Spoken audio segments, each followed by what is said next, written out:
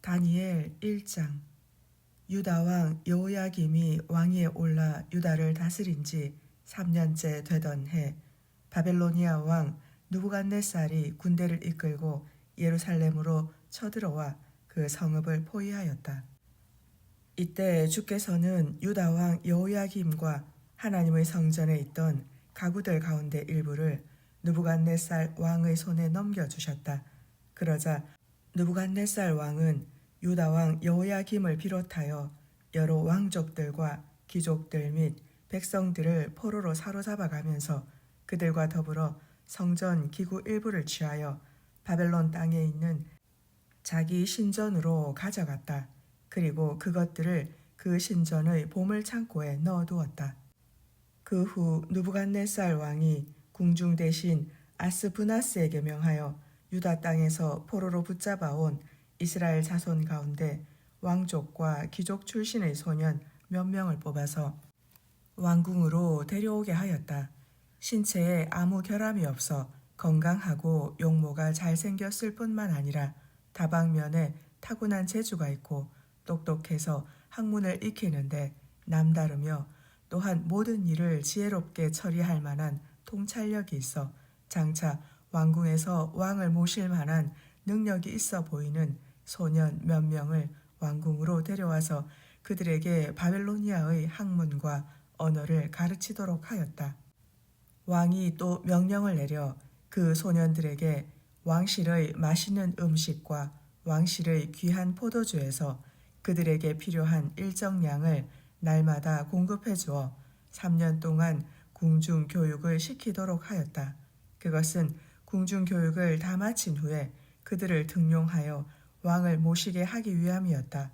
그렇게 해서 신중하게 가려 뽑힌 사람들 가운데 유다 지파 출신의 소년들이 있었으니 다니엘과 하나냐와 미사엘과 아사리아가 바로 그들이었다.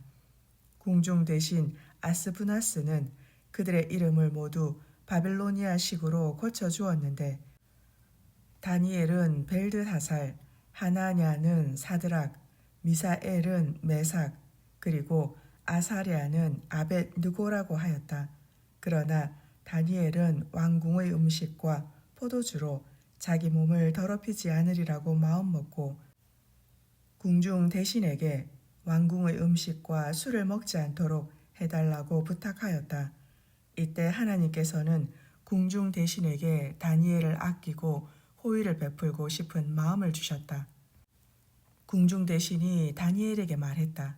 하지만 너희가 먹을 음식과 술을 직접 정해주신 분은 왕이시므로 내가 나의 주인이신 왕을 두려워한다. 만일 너희가 왕의 음식과 술을 먹지 않음으로 해서 왕께서 보시기에 너희가 다른 소년들보다 얼굴이 상하여 헬쑥하게 보인다면 어찌할 셈이냐. 그렇게 되면 너희 때문에 내 목숨까지 왕 앞에서 위태롭게 될 것이다. 그러자 다니엘은 궁중 대신이 임명한 감독관 곧 궁중 대신이 자신과 자신의 세 친구인 하나냐와 미사엘과 아사랴를 맡아 보살피라고 세운 감독관에게 이렇게 말했다. 간절히 부탁드리오니 부디 저희를 열흘 동안만 시험해 보십시오.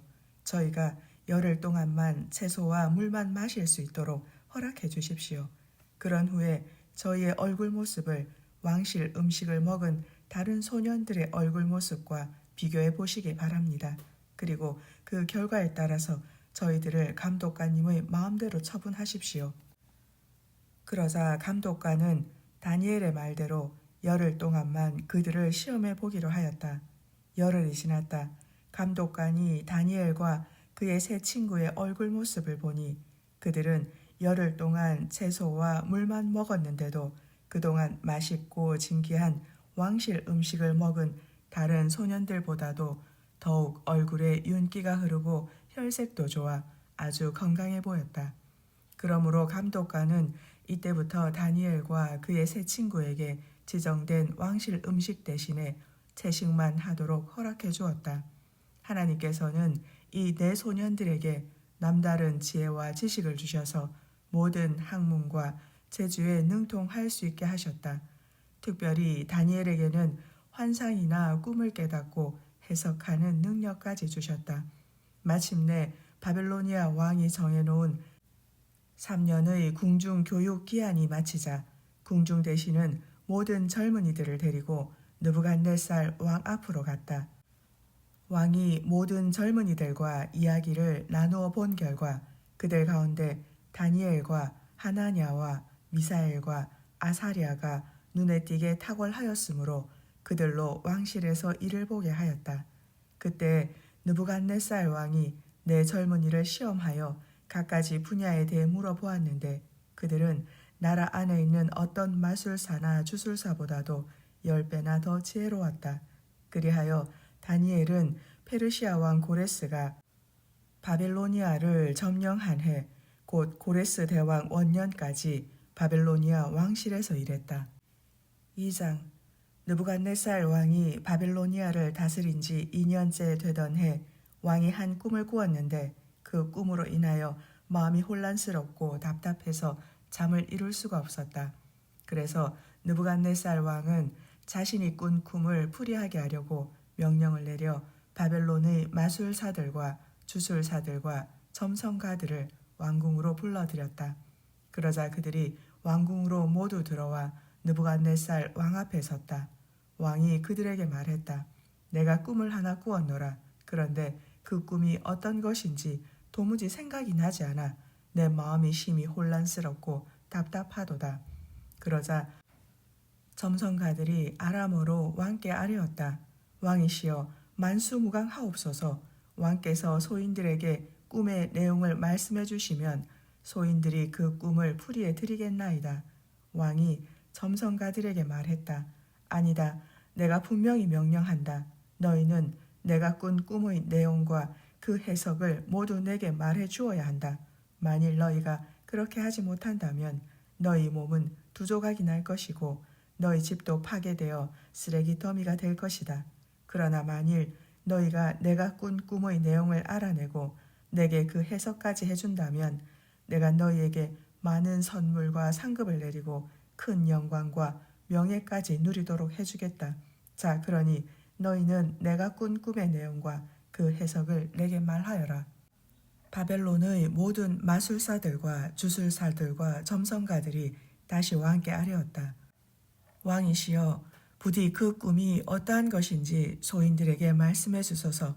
그러면 소인들이 즉시 그 꿈을 풀이해 드리겠나이다. 그러자 왕이 대답했다. 분명히 말하지만 너희는 내가 꾼 꿈을 내게 말해야 한다. 내가 이미 명령을 내렸는데도 너희가 이렇게 말하는 것을 보니 너희가 시간이나 벌려고 하는 수작이로다. 만일 너희가 내가 꾼 꿈을 내게 그대로 말하지 아니하면 너희 모두를 가차없이 처형해버리겠다. 거짓말이나 터무니없는 말로 시간이나 질질 끌면 상황이 바뀔 것이라고 생각하고 있느냐. 어림없는 소리다. 그러니 너희는 어서 내가 꾼 꿈을 나로 알게 하고 그 꿈에 대한 해석도 내게 말하여라. 점성가들이 왕께 아뢰었다. 오 왕이시여, 왕께서 요구하시는 것을 들어줄 수 있는 사람은 이 세상에 아무도 없습니다.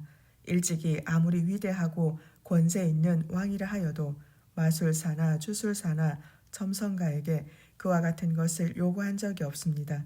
왕께서 물으신 것은 참으로 희한하고 너무나 어렵습니다. 육체를 지닌 인간들과 함께 살고 있지 않은 신들, 곧 인간 세상을 초월한 신들 외에는 아무도 그런 것을 알지 못합니다. 정녕 사람으로서는 그런 것을 알아낼 길이 없습니다. 그 말을 듣자 느부갓네살 왕은 크게 화를 내고 분통을 터뜨리면서 바벨론의 지혜자들을 모조리 처형하라고 명령하였다. 왕의 명령이 떨어지자 이제 바벨론의 지혜자들은 모두 죽게 되었고 왕의 군사들은 다니엘과 그의 세 친구들도 함께 죽이려고 찾고 있었다. 왕의 명령에 따라 왕의 시위대장 아리옥이 바벨론의 지혜자들을 처형하려고 나갈 때 다니엘이 그를 만나 지혜롭고 신중한 말로 물었다. 왕께서는 어찌하여 그렇게 가혹한 명령을 내리셨습니까? 그러자 시위대장이 그 일에 대해 다니엘에게 모두 말해 주었다. 그러자 다니엘은 즉시 왕 앞으로 나아가서 자신에게 얼마 동안의 기한을 주면 그 꿈을 알려드리고 해석까지 해보이겠다고 아뢰었다. 그런 후에 다니엘은 집으로 돌아와서 자신의 세 친구인 하나냐와 미사엘과 아사랴에게 모든 사실을 말해주었다. 그런 다음 다니엘은 자신의 친구들에게 자기와 자기 친구들이 바벨론의 다른 지혜자들과 함께 처형당하지 않게 해달라고 다 함께 하늘에 계신 하나님께 자비를 청하자고 말했다. 그날 밤 다니엘은 환상을 통해 그 비밀을 알 수 있게 되었다. 그러자 다니엘은 하늘에 계신 하나님께 찬양을 올렸다. 다니엘은 이렇게 찬양하였다. 영원 무궁토록 하나님의 이름을 찬양할지어다. 모든 지혜와 권능이 그분께 있도다. 주께서는 때와 계절을 바꾸시고 세상의 왕들을 세우기도 하시며 세상의 왕들을 패하기도 하신다. 지혜자들에게 지혜를 주시고 총명한 자들에게 지식을 주시는 분이로다. 주께서는 아무리 깊고 은밀한 비밀일지라도 다 드러내시고 캄캄한 어둠 가운데 있는 것들일지라도 모두 알고 계시며 또한 언제나 밝은 빛 가운데 계시는 분이로다. 오 저의 조상들이 섬기던 하나님이시여 제가 주님께 감사를 드리고 소리 높여 주님을 찬양합니다. 이제 주께서는 제게 지혜와 능력을 주셔서 저희가 주님께 간구한 그 모든 일을 알게 해주셨나이다. 저희가 드린 기도에 응답해 주셔서 왕이 꾼 꿈을 제게 알려주셨나이다. 그러고서 다니엘은 왕의 시위대장 아리옥에게로 갔다. 이 사람은 바벨론의 지혜자들을 모두 처형하라는 왕의 명령을 받은 사람이었다. 다니엘이 아리옥에게 말했다. 잠깐만, 바벨론의 지혜자들을 처형하지 마십시오. 이제 저를 왕 앞으로 데려다 주십시오. 그러면 제가 왕께서 꾸신 꿈을 알려드리고 그 해석까지 해드릴 것입니다. 아리옥은 다니엘을 데리고 급히 왕 앞으로 나아갔다. 왕이시여, 사로잡혀 온 유다의 포로들 가운데 왕의 꿈을 알아내고 해석할 사람을 찾았습니다. 그러자 바벨로니아식 이름으로 벨드사살이라고도 불리는 다니엘에게 왕이 물었다. 그래, 내가 정말로 내가 꾼 꿈의 내용과 그 해석을 내게 말할 수 있겠느냐? 다니엘이 대답했다. 왕이시여, 왕께서 물으신 그 비밀스러운 것은 이 땅의 그 어떤 지혜자나 마술사나 주술사나 점성가가 답변할 수 있는 성질의 것이 아닙니다. 그처럼 비밀스러운 일을 능히 알려주실 수 있는 분은 오직 하늘에 계신 하나님뿐이십니다. 이제 하나님께서는 장차 왕께 어떤 일들이 일어날 것인지를 보여주셨습니다. 그러면 왕께서 꾸신 꿈, 곧 왕께서 침대에 누워있을 때 왕의 머릿속으로 받은 환상을 말씀드리겠고 또한 왕께서 보신 그 환상이 무엇을 뜻하는지도 다 말씀드리겠습니다. 왕이시여, 왕께서 자리에 누워 이 나라가 어떻게 되어갈까를 걱정하고 계실 때 아무리 신비한 일이라도 다 밝히시는 그분께서 장차 왕께 일어날 일들을 보여주셨습니다. 곧 하늘의 하나님께서 소인에게 왕의 비밀스러운 꿈을 알게 하신 것은 소인의 지혜가 다른 사람들보다 더욱 뛰어나기 때문이 아닙니다. 오늘 하늘의 하나님께서는 소인을 통해 왕의 꿈과 그 해석을 왕께 알려주어서 왕의 마음속 깊은 곳에 있는 생각들을 왕으로 하여금 알게 하시려는 것입니다. 왕이시여, 왕께서는 한 거대한 신상을 보셨습니다. 그 신상이 왕 앞에 우뚝 서 있었는데 아주 컸을 뿐만 아니라 찬란한 빛이 번쩍번쩍 비치고 있었으므로 그 모습이 무시무시할 정도였습니다. 그 신상의 머리는 순금으로 만들어져 있었고 그 가슴과 두 팔은 은으로, 그 배와 넓적다리는 청동으로, 그 무릎 아래 종아리는 쇠로, 그리고 그 신상의 발은 일부는 쇠로 일부는 진흙으로 만들어져 있었습니다. 이처럼 생긴 신상의 모습을 왕께서 보고 계실 때 아무 사람의 손으로도 떠낸 일이 없는 큰 돌 하나가 어디선가 난데없이 휙 날아와서 쇠와 진흙으로 되어 있는 그 신상의 발을 쳐서 몽땅 부셔버렸습니다. 그러자 그 거대한 신상의 모든 부분들, 곧 순금으로 된 부분과 은으로 된 부분과 청동으로 된 부분과 쇠로 된 부분과 진흙으로 된 부분이 모두 와르르 무너져 버렸습니다. 그런 뒤 마치 여름날 다작 마당에 흩날리는 겨와 같이 바람에 흩날려 그 신상의 모든 것들이 흔적조차 없이 사라져 버렸습니다.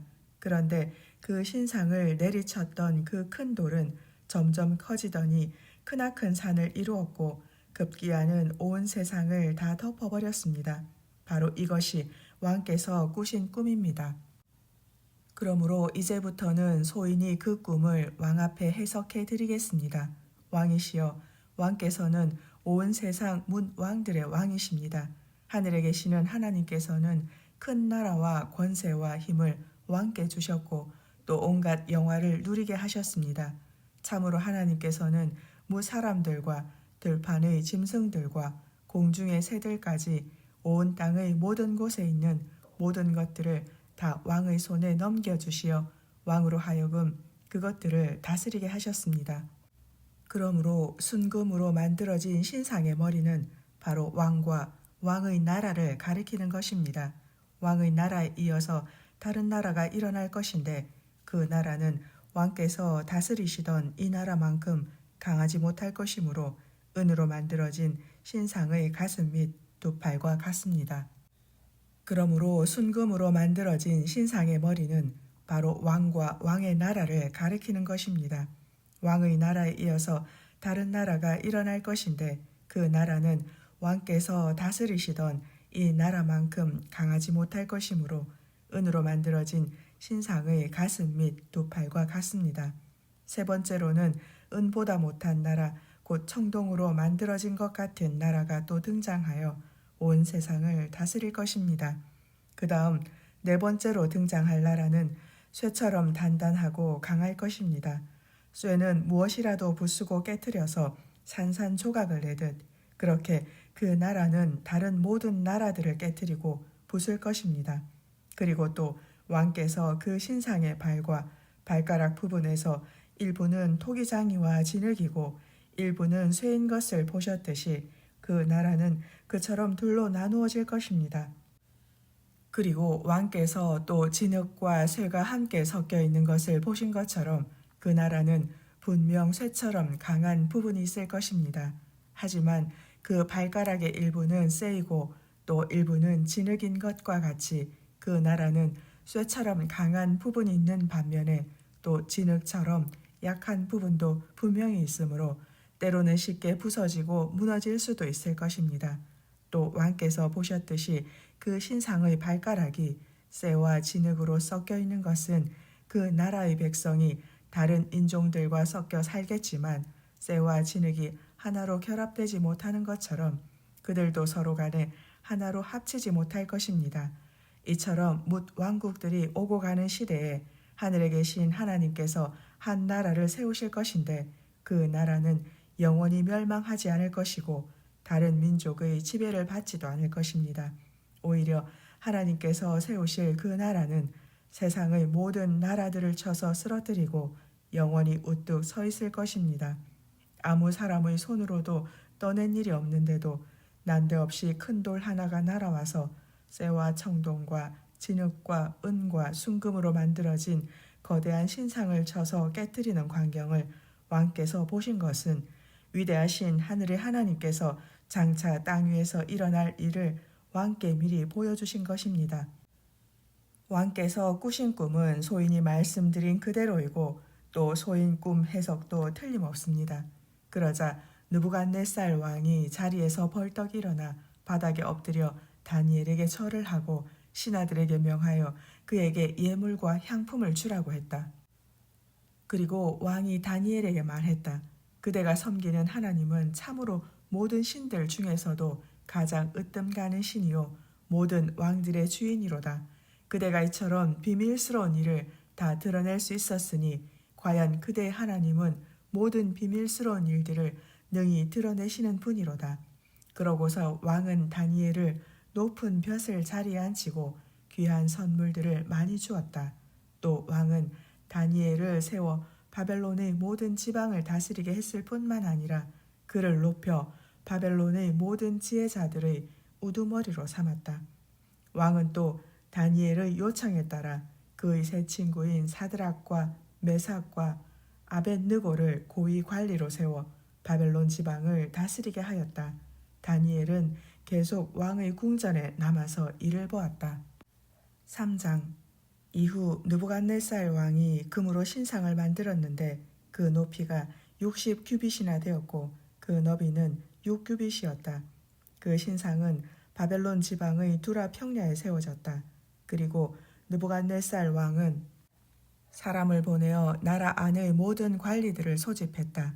총독들, 대신들, 지방 장관들, 재판관들, 재무관들, 치안 판사들, 법률가들, 그리고 각 지방의 모든 주요 관리들에게 명령을 내려 그들로 느부갓네살 왕이 세운 그 신상의 제막식에 참석하게 하였다.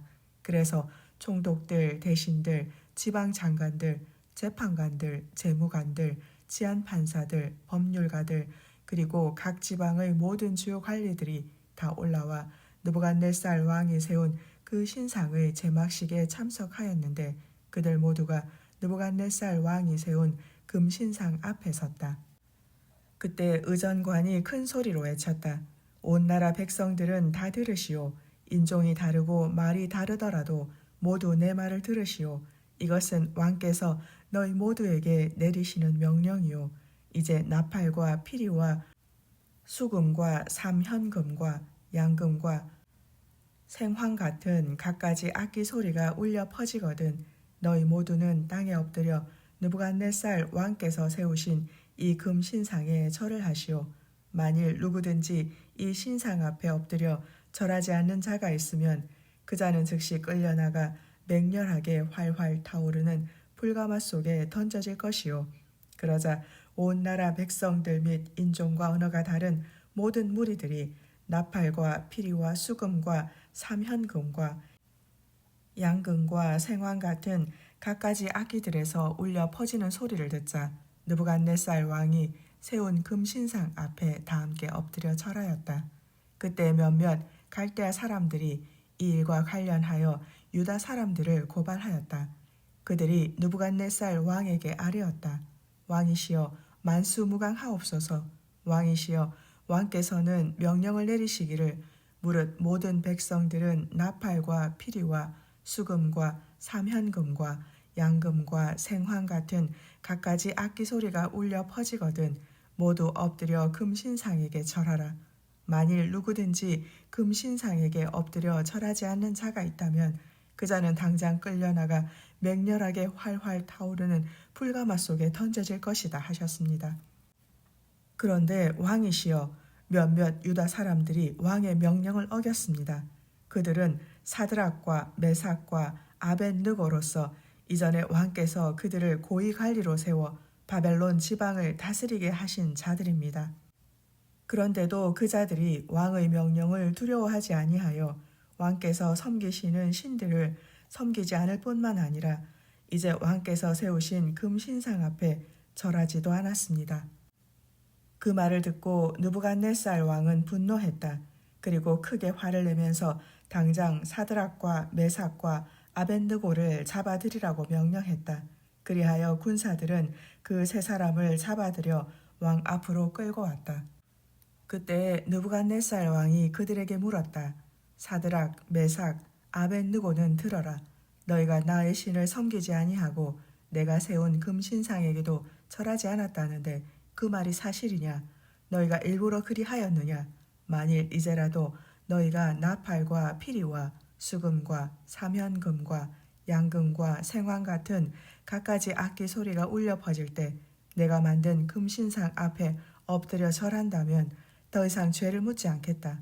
그러나 너희가 내 말을 듣지 않고 끝까지 절하지 않는다면 당장 너희를 맹렬하게 활활 타오르는 불가마 속에 집어 던질 것이다. 그렇게 되면 과연 어떤 신이 너희를 내 손에서 건져낼 수 있겠느냐? 사드락과 메삭과 아벳느고가 왕께 대답했다. 느부갓네살 왕이시여 이 일을 두고서는 소인들이 왕께 따로 답변을 들을 필요가 없는 줄 아옵니다. 왕께서 소인들을 불가마 속에 던져 넣으신다고 할지라도 우리가 섬기는 우리 하나님께서 우리를 맹렬히 활활 타오르는 불가마 속에서 충분히 건져내실 것입니다. 진실로 하나님께서는 우리를 왕의 손에서 구해주실 것입니다.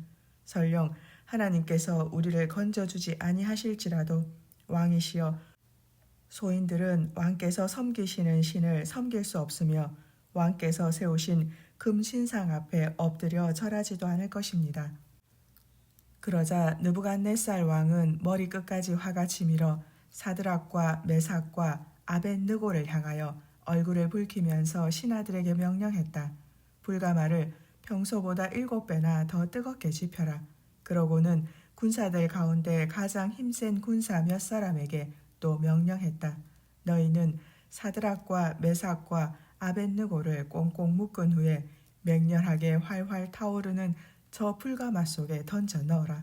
그러자 군사들은 세 사람 모두 속옷과 바지와 도포를 입고 있는 그대로 그들을 꽁꽁 묶어서 맹렬하게 활활 타오르는 불가마 속에 집어 던졌다.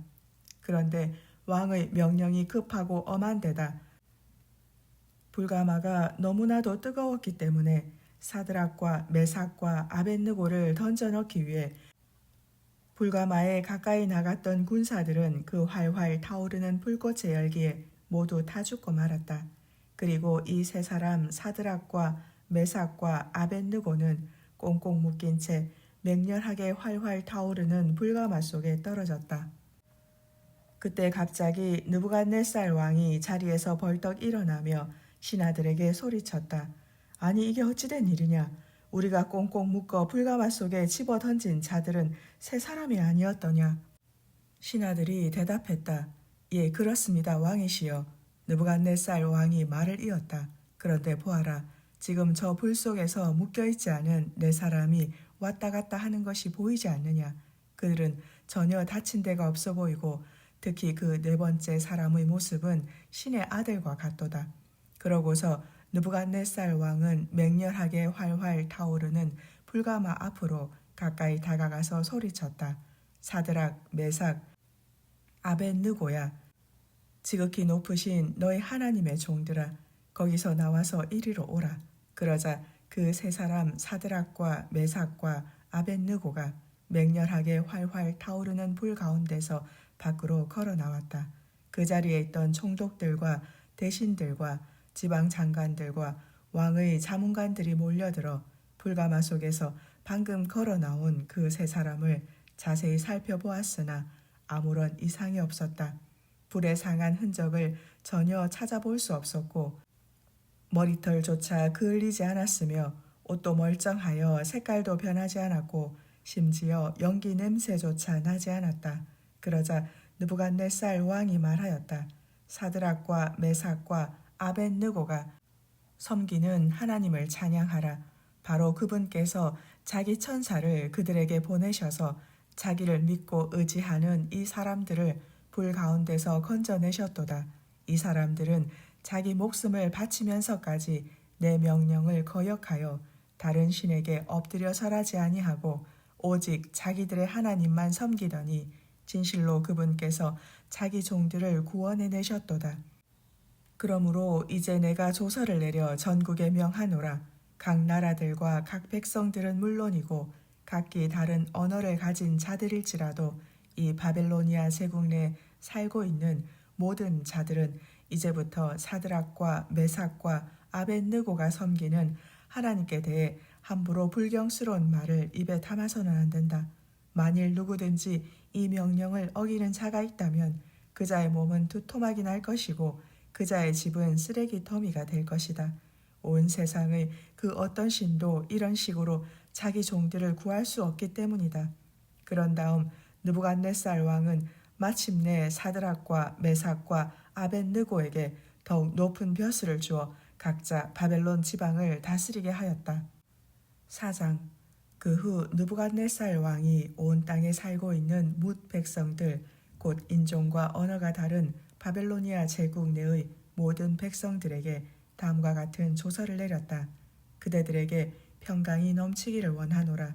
지극히 높으신 하나님께서 내게 놀라운 일과 기적을 베푸셨으니 나 이제 이 사실을 그대들에게 기쁜 마음으로 알리노라. 참으로 크도다 이 놀라운 일이여. 진실로 능력이 있도다 이 엄청난 기적이여. 그분의 나라는 영원하고 그분의 통치는 대대로 계속되리로다. 나 느부갓네살 왕이 내 집에서 편히 쉬고 내 궁전에서 평강을 누리고 있을 때 어느 날 밤 내가 한 꿈을 꾸었도다. 그리고 그 꿈으로 인하여 내가 두려워하였는데 침상에 누워 있어도 생각이 혼란스러웠고 내 머릿속에 받은 그 환상 때문에 내 마음이 뒤숭숭하였도다. 그러므로 내가 명을 내려 바벨론에 있는 모든 지혜자들을 내 앞으로 불러 모았고 그들에게 이르기를 내가 꾼 이 꿈을 해석하여 나로 알게 하라 하였도다. 나 느부갓네살은 내 앞에 모여든 바벨론의 모든 마술사들과 주술사들과 점성가들과 점쟁이들에게 내가 꾼 꿈 이야기를 들려주었지만 그들은 아무도 내 꿈을 해석하지 못하였도다. 그러던 중에 다니엘이라는 사람이 내 앞으로 나아왔으니 이 사람은 내가 섬기는 신의 이름을 따서 벨드사살이라고도 불리는 자요. 또 이 사람은 거룩한 신들의 영을 지닌 사람이므로 나는 내가 꾼 꿈 이야기를 그에게도 들려주었노라. 내가 그에게 말하기를 마법사들의 우두머리인 벨드사살아, 너에게는 거룩한 신들의 영이 있으니 어떤 비밀스런 일도 너는 모두 알아낼 수 있으리라. 내게 어려운 일이란 아무것도 없는 줄을 내가 아노니 이제 너는 내가 꿈속에서 본 환상을 해석하여 나로 알게 하여라. 내가 침대에 누워 한 꿈을 꾸었는데 내 머릿속에 이런 환상이 나타났노라. 내가 보니 땅 한가운데 나무 한 그루가 우뚝 서 있는데 그 키가 아주 높았노라. 그런데 그 나무가 점점 더 자라고 튼튼해지더니 급기야는 그 키가 하늘에까지 닿았으므로 아주 멀리 땅끝에 사는 사람일지라도 그 나무를 충분히 볼 수 있었노라. 그 나무의 잎사귀는 심히 아름다웠고 그 나무의 열매는 아주 많았으므로 온 세상 사람들이 모두 먹고도 남을 정도였노라. 그래서 뭇 들짐승도 그 나무의 그늘 아래서 편히 쉬고 공중을 날아다니는 새들도 그 나무의 가지에 깃들이며 무릇 숨쉬며 살아 움직이는 모든 것들은 그 나무에게서 먹이를 얻었노라. 내가 침대에 누워 한 꿈을 꾸고 있을 때 내 머릿속에 나타난 환상을 내가 또 보니 한 감시자 곧 한 거룩한 자가 하늘에서 내려왔노라. 그리고 그가 크게 소리치며 말하기를 그 나무를 베어버려라. 그 가지도 다 잘라버리고 그 잎사귀들도 모조리 떨어버려라. 그 열매들도 다 흩어버리고 그 나무 아래에서 쉬고 있는 짐승들도 모두 몰아내고 그 나뭇가지에 둥지를 틀고 있는 새들도 모두 쫓아버려라. 그러나 그 나무의 그루터기와 뿌리는 땅에 그대로 남겨두어라. 그대로 남겨두되 그 그루터기를 쇠줄과 청동줄로 꽁꽁 묶어 풀밭 가운데 내버려 두어라. 그래서 그 그루터기로 하늘의 이슬에 그냥 젖게 하고 땅의 풀밭 가운데서 들짐승들과 어울려 지내게 하여라. 그러면 그때에 그의 마음이 변하여서 사람의 마음과 같지 않겠고 짐승의 마음을 받아 짐승 같은 마음으로 7대를 보내게 될 것이다. 이 일은 감시자들이 명령한 것이고 거룩한 자들이 지시한 것으로 온 땅의 무사람들로 하여금 이 사실을 깨닫게 하려는 것이다. 곧 지극히 높으신 분께서 인간들의 모든 나라를 다스리신다는 것과 또 그분께서 자기의 기쁘신 뜻대로 문나라들을 누구에게든지 주실 수 있다는 것과 또 그분께서 원하시면 지극히 비천하고 보잘것없는 사람일지라도 높이 세워서 그에게 나라를 맡길 수 있다는 것을 무사람들로 알게 하려는 것이다 하였노라. 그렇다. 바로 이것이 나 느부갓네살이 꾼 꿈이다. 그러므로 너 벨드사살아, 너는 이제 이 꿈을 밝히 해석하여 나로 알게 하여라. 내 나라의 모든 지혜자들이 이 꿈을 해석하여 내게 알려주지 못하였노라. 그러나 내게는 거룩한 신들의 영이 함께 하고 있으니 오직 너만은 능히 이 꿈을 해석할 수 있으리라 하였노라. 이 이야기를 듣고 벨드사살이라고도 불리는 다니엘은 한동안 놀라고 당황하면서 몹시 괴로워했다. 그런 모습을 보고 느부갓네살 왕이 말했다. 벨드사살아, 너는 이 꿈과 그 해석을 인하여 괴로워하지 말아라. 그러자 다니엘이 어렵사리 입을 떼었다. 내주 왕이시여, 차라리 이 꿈이 왕의 원수들에 관한 것이고 그 해석이 왕의 대적들에게 그대로 이루어졌으면 좋겠습니다. 왕께서 보시고 말씀하신 바 그 나무가 점점 자라고 튼튼해져서 그 높이가 하늘 끝까지 닿았으므로 아주 멀리 세상의 땅끝에서도 모든 사람들이 바라볼 수 있게 되었다고 하셨고, 또 그 나무의 잎사귀는 너무나 아름다웠고 그 나무의 열매는 어찌나 많은지 온 세상 사람들이 먹고도 남을 만큼이라고 하셨으며, 또 뭇 들짐승들이 그 나무 아래에서 편히 쉬고 공중을 날아다니는 새들도 그 나뭇가지의 둥지를 틀고 살고 있다고 하셨습니다. 오 왕이시여, 그 나무는 바로 왕이십니다. 그 나무처럼 참으로 왕께서 다스리시는 이 제국도 점점 번성하였고 더욱 강성해져서 그 세력이 하늘에까지 닿았고 그 권세가 땅끝까지 이르렀나이다. 그런데 또 왕께서 보시고 말씀하신 바 한 감시자 곧 한 거룩한 자가 하늘에서 내려와서 외치기를, 그 나무를 베어 없애되 그 그루터기와 뿌리는 그대로 남겨두라 하고 하셨다 하셨고, 또한 그 그루터기를 쇠줄과 청동줄로 묶어서 풀밭에 그냥 내버려 두어 하늘 이슬에 젖게 하고 들짐승과 어울려 지내게 하되 그렇게 7대가 지나도록 그렇게 그냥 두어라라고 하셨다 하셨습니다. 왕이시여, 그 해석은 이렇습니다. 지극히 높으신 분께서 왕에 대하여 내리신 명령이 이제 내주 왕께 그대로 이루어질 것입니다. 왕께서는 사람들에게서 쫓겨나 사람들과 함께 살지 못하겠고 다만 제정신을 잃고 들짐승들과 함께 들판에서 사시게 될 것입니다. 그래서 소처럼 풀을 뜯어먹고 하늘 이슬에 젖게 될 것입니다. 그렇게 7대를 지나게 될 것입니다. 그런 뒤에야 왕께서는 비로소 하늘에 계신 지극히 높으신 그분께서 인간들의 모든 나라를 다스리신다는 것과 또 오직 그분께서 자기의 기쁘신 뜻대로 누구에게든지 자기가 원하는 그 사람에게 나라를 맡기신다는 것을 깨닫게 되실 것입니다. 그런데 또 감시자가 명령하기를 나무의 그루터기와 뿌리는 그냥 남겨두라 하신 것은 오직 하나님께서 온 세상의 인간 나라들을 다스리시는 분이란 사실을 왕께서 깨달으신 후에야 왕의 나라가 비로소 굳게 선다는 뜻입니다. 그러므로 왕이시여, 부디 소인의 충고를 받아 주시기를 바랍니다. 이제부터 힘써 공의를 행함으로써 죄를 용서받고 힘껏 가난한 자들에게 자비를 베품으로써 죄악을 용서받도록 하십시오. 그렇게 하신다면 혹 왕께서 평강 가운데서 오래도록 영화를 누릴 수도 있을 것입니다. 이 모든 일이 느부갓네살 왕에게 그대로 다 일어났다. 이때로부터 12달이 지난 후 왕이 바벨론 왕궁의 옥상을 거닐고 있을 때였다. 그때 왕은 마음속으로 이렇게 말하였다. 보라, 이 큰 바벨론 성읍을 그 얼마나 웅장한가. 내가 나의 영광과 위엄을 드러내기 위해 나의 능력과 권세로 이 바벨론 성읍을 세우고 나의 도성으로 삼지 않았던가.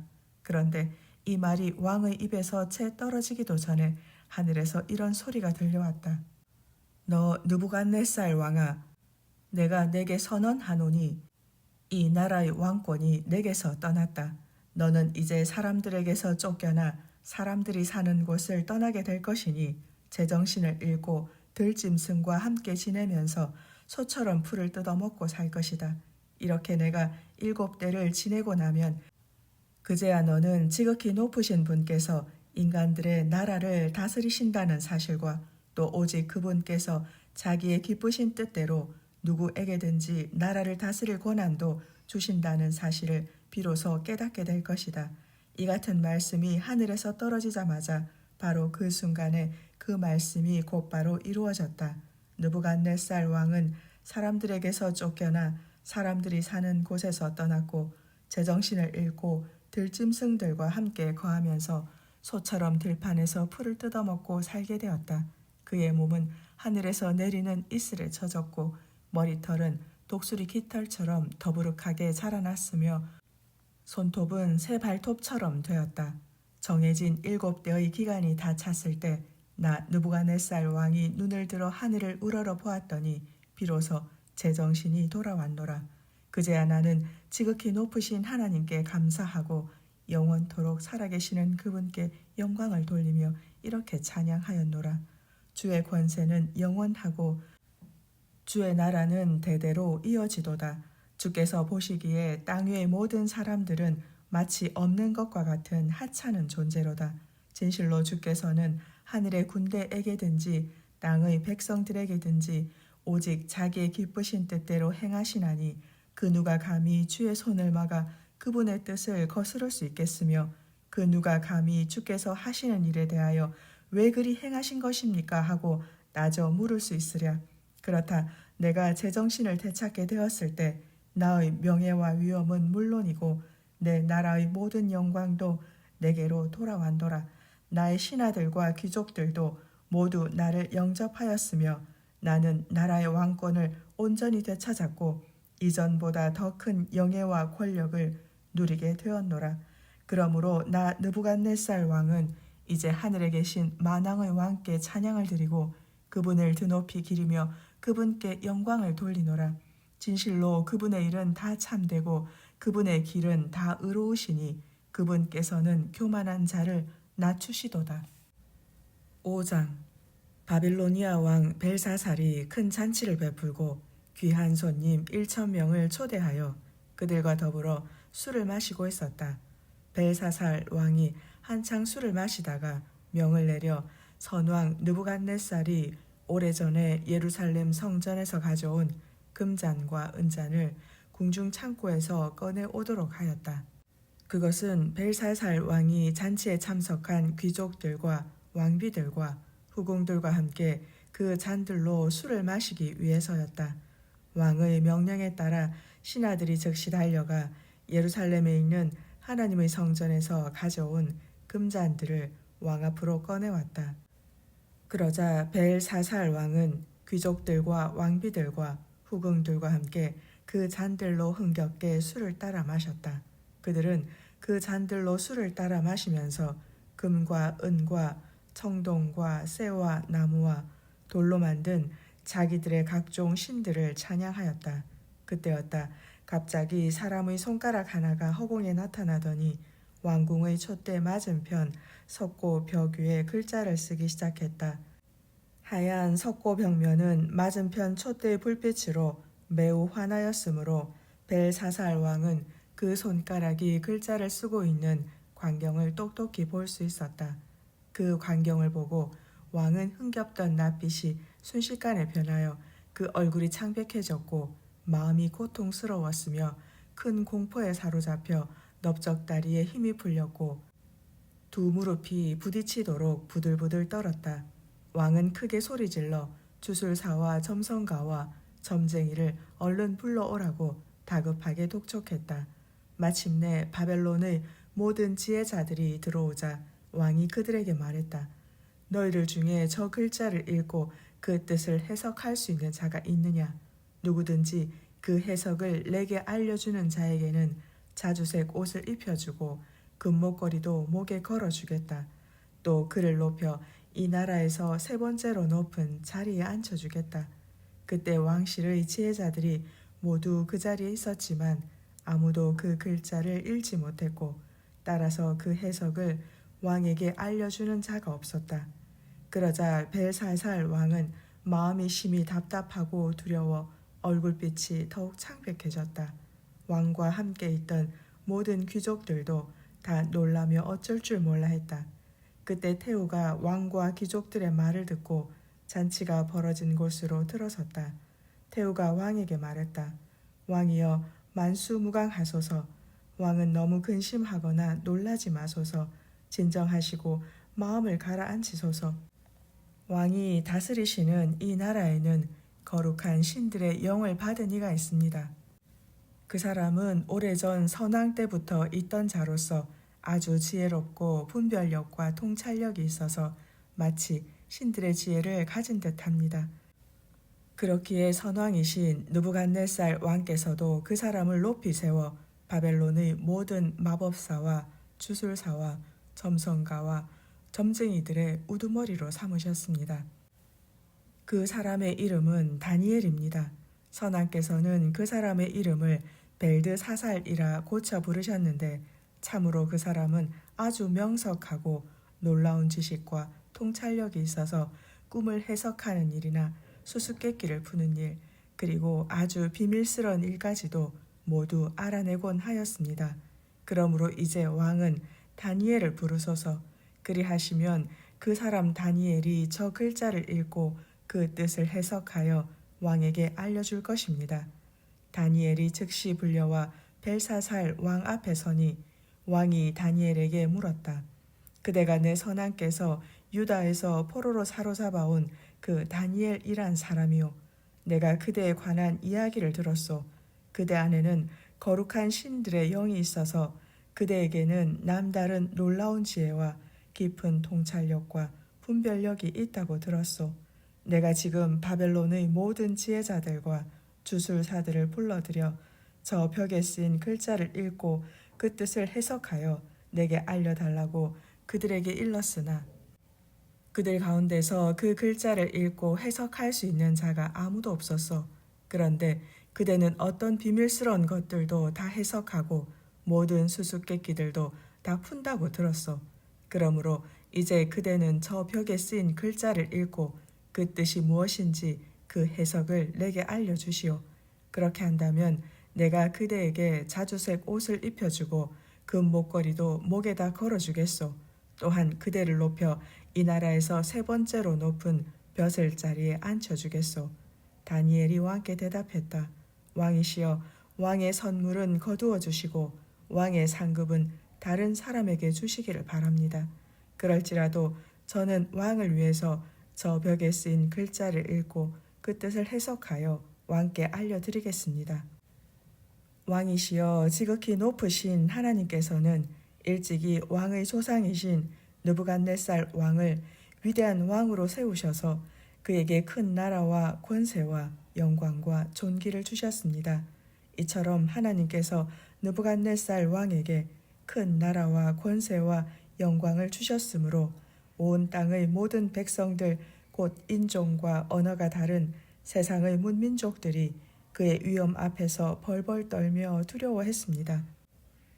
참으로 그는 누구라도 마음대로 죽이고 누구라도 마음대로 살렸으며 누구라도 마음대로 높이고 누구라도 마음대로 낮추었습니다. 이토록 권세가 높아 하늘을 찌르더니 마침내 느부갓네살 왕은 그 마음이 높아지고 그 생각이 교만해져서 자기 고집대로만 행하였습니다. 그래서 하늘의 하나님께서는 그를 나라의 왕자에서 끌어내리시고 그의 모든 영광을 빼앗았습니다. 그 결과 느부갓네살 왕은 사람들에게 쫓겨나 사람들이 사는 곳에서 떠나게 되었습니다. 제정신을 잃어 그 마음이 들짐승의 마음과 같아져서 들판의 나귀들과 함께 살아가면서 소처럼 풀을 뜯어먹고 그의 몸은 하늘에서 내리는 이슬에 젖는 신세가 되고 말았습니다. 그리하여 결국 그는 지극히 높으신 하나님께서 인간들의 나라를 다스리시며 오직 그분께서 그분의 기쁘신 뜻대로 누구든지 왕위에 앉힐 수 있으며 또 누구에게든지 나라를 맡겨 그로 다스리게 하실 수 있다는 사실을 깨닫기에 이르렀습니다. 벨사살 왕이시여, 왕께서는 선왕이신 느부갓네살 왕의 후손으로서 그러한 사실을 분명히 알고 계시면서도 그 마음을 겸손히 낮추지 않았습니다. 오히려 왕께서는 스스로 자신을 높여 하늘의 주인이신 주님을 거슬러 거역하고 그분의 성전에서 사용하던 잔들을 꺼내오게 하셔서 귀족들과 왕비들과 후궁들과 더불어 그것으로 술을 따라 마셨습니다. 그러면서 또한 왕께서는 보지도 듣지도 알지도 못하는 것들 곧 금과 은과 청동과 쇠와 나무와 돌로 만든 각종 신들을 찬양하였습니다. 그러면서도 왕께서는 정말로 왕의 목숨을 주관하시고 왕의 모든 길을 결정하시는 하늘의 하나님께는 아무런 영광도 돌리지 않았습니다. 그러므로 하나님께서는 이 손가락을 나타나게 하시어 이런 글을 쓰게 하신 것입니다. 저 벽에 쓰인 글자는 이러하니 곧 메네 메네 데겔 우바르신입니다. 그 글자의 뜻을 해석하면 이러합니다. 메네는 수를 센다라는 말인데 곧 하나님께서 왕의 나라의 횟수를 계산하셔서 이제 그것을 끝나게 하셨다는 뜻입니다. 데겔은 저울에 단다라는 말인데 곧 하나님께서 왕을 저울에 달아보니 그 무게가 모자란다는 뜻입니다. 그리고 바르시는 나눈다라는 말인데 곧 하나님께서 왕의 나라를 나누어서 메대와 페르시아 사람들에게 넘겨주실 거라는 뜻입니다. 그러자 벨사살 왕이 신하들에게 명령을 내려 다니엘에게 자주색 옷을 입히고 그의 목에 금목걸이를 걸어주도록 하였다. 또한 다니엘을 위하여 조서를 내려 그를 나라의 셋째 가는 통치자로 삼았다. 그런데 바로 그날 밤에 바벨로니아 왕 벨사살은 살해되었고 메대 사람 다리오가 그 나라를 차지하였는데 그때 다리오의 나이는 62세였다. 6장 다리오는 자기가 생각한 대로 나라를 120도로 나누고 각 도를 책임질 120명의 지방 장관을 세워서 그들로 온 나라를 다스리게 하였다. 또 다리오는 120명의 지방 장관들 위에 세 사람의 총리를 두어 그들로 지방 장관을 관할하게 했는데 다니엘은 세 총리 가운데 한 사람이었다. 총리들은 지방 장관들에게 직접적으로 업무 보고를 받아서 일을 처리했는데 그것은 되도록 왕의 심려를 끼쳐드리지 않기 위함이었다. 다니엘은 그 마음이 총명하고 지혜로워 다른 총리들이나 지방 장관들보다 그 능력이 훨씬 뛰어났으므로 다리오 왕은 그를 가장 높여 그에게 나라 전체의 일을 맡기려고 마음먹었다. 이 같은 사실을 알아차린 다른 총리들과 지방 장관들은 다니엘을 시기했다. 그래서 그들은 다니엘이 나란 일을 수행함에 있어서 행여 어떤 실수나 잘못은 없는지 그 실책과 허물을 찾아내어 왕께 고발하려고 했었다. 그러나 그들은 다니엘에게서 어떤 실수나 잘못도 찾아낼 수 없었다. 다니엘이 충성스러운 마음으로 자기 임무를 성실하게 수행하였으므로 어떤 실수나 잘못도 저지르지 않았기 때문이었다. 그러자 그들은 서로에게 이렇게 말했다. 다니엘을 걸고 넘어지려면 다른 일들을 가지고는 도무지 안 된다. 다만 한 가지 그가 믿는 하나님의 율법에서 무슨 틈을 보아 문제를 삼아야 한다. 그리하여 총리들과 지방 장관들이 다 함께 모여 왕 앞으로 모두 나아가려었다. 다리오 왕이시여 만수무강하옵소서. 이 나라의 모든 총리들과 총독들과 지방 장관들과 고문관들과 관료들이 다 함께 모여서 의논하고 한 가지 결의를 하였는데 왕께서 저희들의 결의를 하나의 법으로 세워 다음과 같은 금지령을 온 나라에 선포하셨으면 합니다. 그 결의는 이러합니다. 이제부터 앞으로 30일 동안 왕 외에는 그 어떤 신이나 사람에게 무엇을 빌거나 기도하지 못하게 하는 것입니다. 만일 누구든지 이 같은 법을 어기는 자가 있으면 그 자를 가차없이 사자굴에 던져 넣기로 한다는 것입니다. 그러므로 왕이시여 청하옵건대 부디 이 같은 금지령을 하나의 법으로 세우시고 그 문서에 왕의 도장을 찍으시어 한 번 정하면 바꿀 수 없는 저희들의 오랜 메대와 페르시아의 법에 따라 그 내용을 다시는 절대로 고치지 못하게 하시옵소서. 그리하여 다리오 왕은 이 금지령에 왕의 도장을 찍어 온 나라에 어명으로 공포하였다. 다니엘도 왕의 도장이 찍힌 이 같은 금지령이 공포된 것을 알았다. 그럴지라도 다니엘은 자기 집으로 돌아간 후 그 창문이 예루살렘 쪽으로 나 있는 다락방으로 올라갔다. 그리고 그는 평소에 행하던 습관대로 하루에 3번씩 무릎을 꿇고 하나님께 기도하며 감사드렸다. 그때 다니엘을 고발하려는 무리들이 모여서 다니엘이 자기 하나님께 기도하며 간구한다는 것을 알아냈다. 그들은 즉시 왕에게 몰려가 다니엘이 왕의 금지령을 어겼다고 고발했다.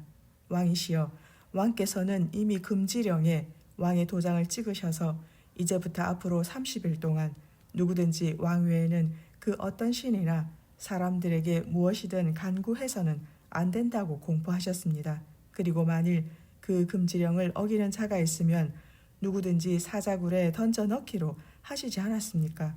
다리오 왕이 대답했다. 그렇다. 그 금지령은 메대와 페르시아의 법에 따라 절대로 고쳐질 수 없도록 확정된 것이다. 그러자 그들이 왕께 즉시 아뢰었다. 왕이시여, 그 금지령을 어긴 자가 있습니다. 유다 땅에서 사로잡혀온 다니엘이란 자가 바로 그 자입니다. 그 다니엘은 왕의 도장이 찍힌 금지령에도 아랑곳하지도 않고 하루에 3번씩 자기 신께 기도를 하고 있습니다. 이 말을 듣고 왕은 크게 당황하였다. 다리오 왕은 다니엘을 크게 아꼈으므로 몹시 괴로워하면서 어떻게든 다니엘을 구해내려고 마음을 다해 전전긍긍하며 온갖 방도를 궁리하였다. 그러나 별 뾰족한 수는 없었고 어느덧 해는 저물었다. 해가 저물도록 왕이 아무런 명령도 내리지 않자 다니엘을 고발했던 무리들이 다 함께 모여 다시 왕에게로 나아갔다.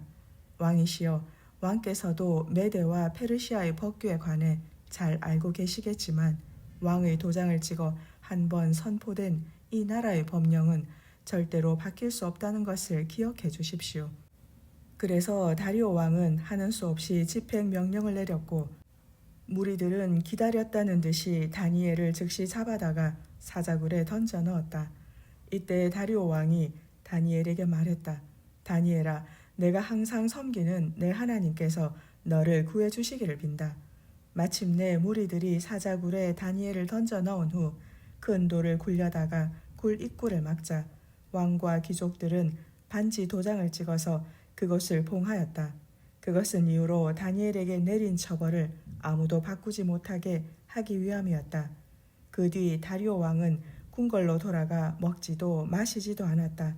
자기 앞에서 흥겨운 풍악을 다 물리치고 그날 밤을 뜬 눈으로 꼬박 지새웠다.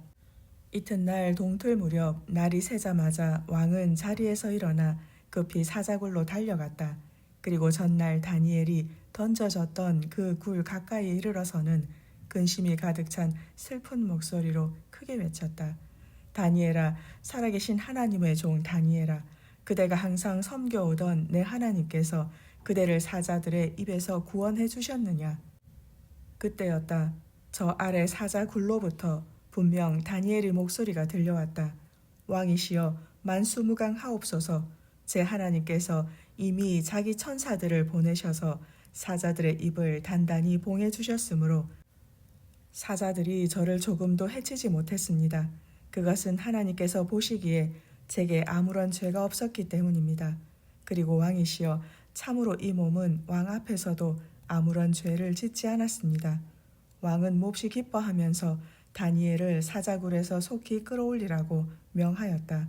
왕의 군사들이 다니엘을 사자굴에서 끌어올려 놓고 보니 그의 몸이 어디 한 군데 조금도 상한 데 없이 아주 멀쩡하였다.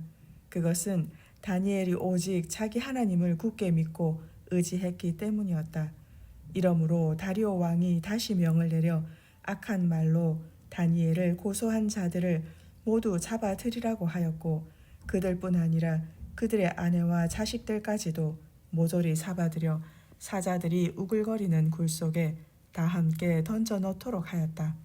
그들이 붙잡혀 사자굴에 던져지자 그들의 몸이 사자굴 밑바닥에 채 닿기도 전에 사자들이 그들에게 우르르 달려들어 그들을 움켜쥐고 뼈까지 부수어 삼켜버렸다.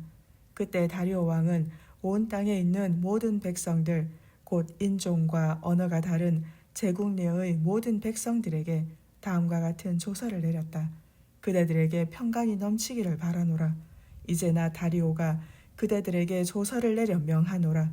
내 나라에 살고 있는 모든 백성들은 다니엘이 섬기는 하나님을 공경하고 그분 앞에서 떨며 두려워해야 마땅하나니 진실로 그분은 살아계시는 하나님이시요 영원토록 변치 않으시는 분으로서 그분의 나라는 결코 망하지 않을 것이요 그분의 권세는 대대로 무궁할 것이기 때문이도다. 정녕 그분은 사람을 모든 위험에서 건져내기도 하시고 구해내기도 하시는 분으로서 하늘에서든 땅에서든 이적을 베푸시고 놀라운 일을 일으키시는 분이다. 바로 그분께서 사자굴에 던져진 다니엘을 구원해내셨나니 곧 사자들의 입을 봉하시어 다니엘을 구원해 주셨도다. 바로 이 사람 다니엘이 다리오 왕의 시대와 페르시아 사람 고레스 왕의 시대에 번영을 누리며 평안히 살았다. 7장. 벨사살이 바빌로니아의 왕위에 올라 나라를 다스린 지 첫 해에 다니엘이 침대에 누워 잠을 자다가 꿈을 꾸었는데 그때 머릿속으로 환상을 보고 그것을 기록해 두었다. 다니엘이 꿈에서 본 환상은 이러했다. 다니엘이 말하였다. 그날 밤 내가 꿈속에서 환상을 보았는데 하늘에서 바람이 동서남북의 사방에서 일더니 큰 바다로 세차게 불어닥쳐 바다 물결을 뒤흔들었다. 그러자 그 바다에서 엄청나게 큰 짐승 4마리가 올라왔는데 그 생긴 모습은 저마다 달랐다. 첫 번째 짐승은 사자처럼 생겼는데 어깨 쭉지에는 독수리의 날개가 달려 있었다. 내가 그 짐승을 찬찬히 바라보고 있는데 그 짐승에게서 날개가 뽑혀나갔고 또 그 짐승이 몸을 일으키더니 사람처럼 2발로 땅을 딛고 서 있는데 이 짐승에게는 사람의 마음이 주어졌다. 다른 짐승 곧 2번째 짐승은 곰처럼 생겼는데 그것은 몸을 번쩍 들고 뒷발로 서 있었다. 그리고 그 입의 이빨 사이에는 갈빗대 3개가 물려 있었는데 그때 누군가가 그에게 이렇게 말하였다. 일어나서 고기를 실컷 먹어라. 그 후에 내가 또 찬찬히 바라보고 있는데 또 다른 3번째 짐승이 나타났다. 그 짐승은 표범처럼 생겼으나 그 등에는 새의 날개가 4개나 달려 있었고 그 머리도 4개나 달려 있었다. 이 짐승에게는 다스리는 권세가 주어졌다. 그 다음으로 나는 그날 밤의 환상 가운데서 4번째 짐승을 보았다. 그 짐승은 무척 사납고 무섭게 생겼는데 힘도 엄청나게 강했다. 그 짐승은 아주 큰 쇠이빨로 자기가 잡은 먹이를 으스러뜨리면서 먹고 남은 것들을 발로 짓밟았다. 이전의 다른 짐승들과는 달리 특히 이 4번째 짐승에게는 10개의 뿔이 달려 있었다. 내가 그 뿔들을 찬찬히 바라보고 있는데 그 뿔들 사이에서 작은 뿔 하나가 돋아났다. 그러자 이미 나 있던 10개의 뿔들 가운데 3개의 뿔이 새로 돋아난 이 작은 뿔 때문에 뿌리째 뽑혔다. 그런데 이 작은 뿔에게는 사람의 눈과 같은 눈이 달려 있었고 또 입도 달려 있어서 그 입으로 거만하게 떠들고 있었다. 내가 또 환상 가운데서 바라보고 있는데 보좌가 놓여 있었고 그 보좌에는 오랜 옛적부터 항상 살아계시는 분께서 앉아 계셨다. 그분께서 입고 계신 옷은 눈같이 이고 그분의 머리털은 깨끗한 양털 같았다. 그분께서 앉아 계신 보좌에서는 불꽃이 일고 그 보좌의 바퀴에서는 불길이 활활 치솟고 있었으며 그분에게서는 불이 강물처럼 흘러내렸다. 또 그분을 섬기는 자들은 천천명이요 그분을 모시면서 그분 앞에 서 있는 자들은 만만 명이었다. 그리고 심판이 시작되면서 책들이 펼쳐져 있었다. 그때 나는 그 작은 뿔이 그 입으로 거만하게 큰 소리로 떠들고 있는 것을 계속해서 살펴보고 있었는데 그러는 사이에 그 4번째 짐승이 죽임을 당하고 그 시체가 훼손당한 채 활활 타오르는 불 속에 던져졌다. 그리고 나머지 3 짐승들은 그들의 권세를 빼앗겼으나 그 목숨만은 일정 기간 동안 살아남도록 허용되었다. 그날 밤 내가 또 환상 가운데서 바라보니 사람같이 생긴 이가 하늘에서 구름을 타고 나타나더니 오랜 옛적부터 항상 살아계시는 분 곧 보좌에 앉아 계신 분 앞으로 인도되어 그분 앞에 섰다. 그러자 보좌에 앉아 계신 그분께서는 그에게 권세와 영광과 나라들을 주시고 또한 모든 민족들과 나라들과 각기 언어가 다른 온 땅의 뭇 백성들로 하여금 그를 경배하게 하셨으므로 진실로 그의 권세는 영원한 권세여서 절대로 사라지지 않을 것이고 그의 나라 역시 영원한 나라여서 결코 멸망하는 일이 없을 것이다. 나 다니엘은 그날 밤의 이 환상으로 인해 마음속에 근심이 가득하였고 머릿속에 나타난 이 환상 때문에 가슴이 답답하고 괴로웠다. 그래서 나는 보좌에 앉아 계신 그분들을 모시고 서 있는 천사들 중 한 명에게 가까이 다가가서 내가 본 모든 환상의 참뜻을 물어보았다. 그랬더니 그 천사가 그 환상의 참뜻을 내게 알려주었다. 이르기를 바다에서 올라온 네 마리의 큰 짐승은 앞으로 이 세상에 등장할 내 왕 곧 내 나라를 가리킨다. 그러나 지극히 높으신 분을 섬기는 그분의 백성들이 그 나라들을 얻을 것이니 오직 그들이 영원하고 또 영원하고 또 영원하도록 그 나라를 길이 누릴 것이라는 뜻이다.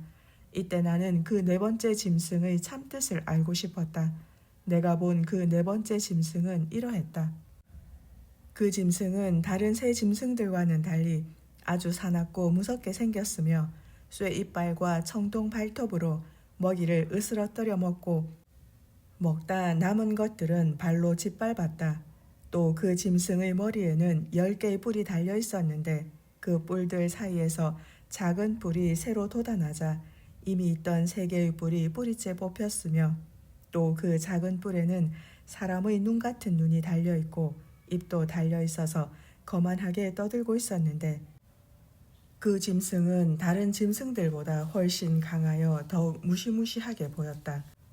내가 또 보고 있을 때 새로 돋아난 그 작은 뿔이 지극히 높으신 분의 백성들 곧 하나님의 백성들과 더불어 싸우더니 이기고 있었다. 그러나 오랜 옛적부터 항상 살아계시는 분께서 오시더니 지극히 높으신 분의 백성들 곧 하나님의 백성들 편에 들어 그들의 권리를 되찾아주자 때가 되니 마침내 하나님의 백성들이 나라를 얻었다. 그때 보좌에 앉아 계신 분을 모시고 섰던 그 천사가 나에게 설명해 주었다. 그 네 번째 짐승은 이 세상에 등장할 네 번째 제국을 가리킨다. 이 제국은 이전에 등장한 다른 세 나라들과는 달라서 온 세상을 집어삼키며 마구 부수고 짓밟을 것이다. 그 짐승의 머리에 달린 10개의 뿔은 그 제국을 다스릴 10명의 왕들을 가리킨다. 그리고 10개의 뿔들 사이에 돋아난 그 작은 뿔은 그들 10명의 왕들 뒤에 나타날 또 다른 왕을 가리키는데 그 왕은 앞서 등장했던 왕들과는 다른 면모를 보일 것이며 앞서 등장했던 10왕들 중 세 왕들을 굴복시킬 것이다. 새로 등장하여 세 왕들을 굴복시키신 그 왕은 지극히 높으신 하나님을 거슬러 함부로 입을 놀릴 것이고 지극히 높으신 하나님의 백성들을 짓누르며 괴롭게 할 것이다. 그 왕은 또한 하나님께서 정하신 때와 법을 제 마음대로 바꾸려 할 것인데 하나님의 백성들은 그의 권세와 지배 아래 놓여 한 때와 두 때와 반 때를 지내게 될 것이다. 그러나 모든 때가 지나고 심판이 시작되면 그 왕은 권세를 다 빼앗기고 완전히 멸망할 것이다. 그날이 이르면 온 세상 모든 나라와 권세가 지극히 높으신 분의 백성들 곧 하나님의 백성들에게 주어질 것이니 진실로 하나님의 백성들이 살아갈 그분의 나라는 영원한 나라다. 그러므로 세상의 모든 권세 있는 자들이 다 그분을 섬기고 그분 앞에 복종할 것이다 하였다. 이것이 내가 본 환상의 끝이다. 이 같은 환상으로 인해 나 다니엘이 마음속으로 염려하고 고민하였으므로 내 얼굴빛이 창백하게 변했지만 이 일을 내 마음속 깊이 감추어 두고 아무에게도 말하지 않았다.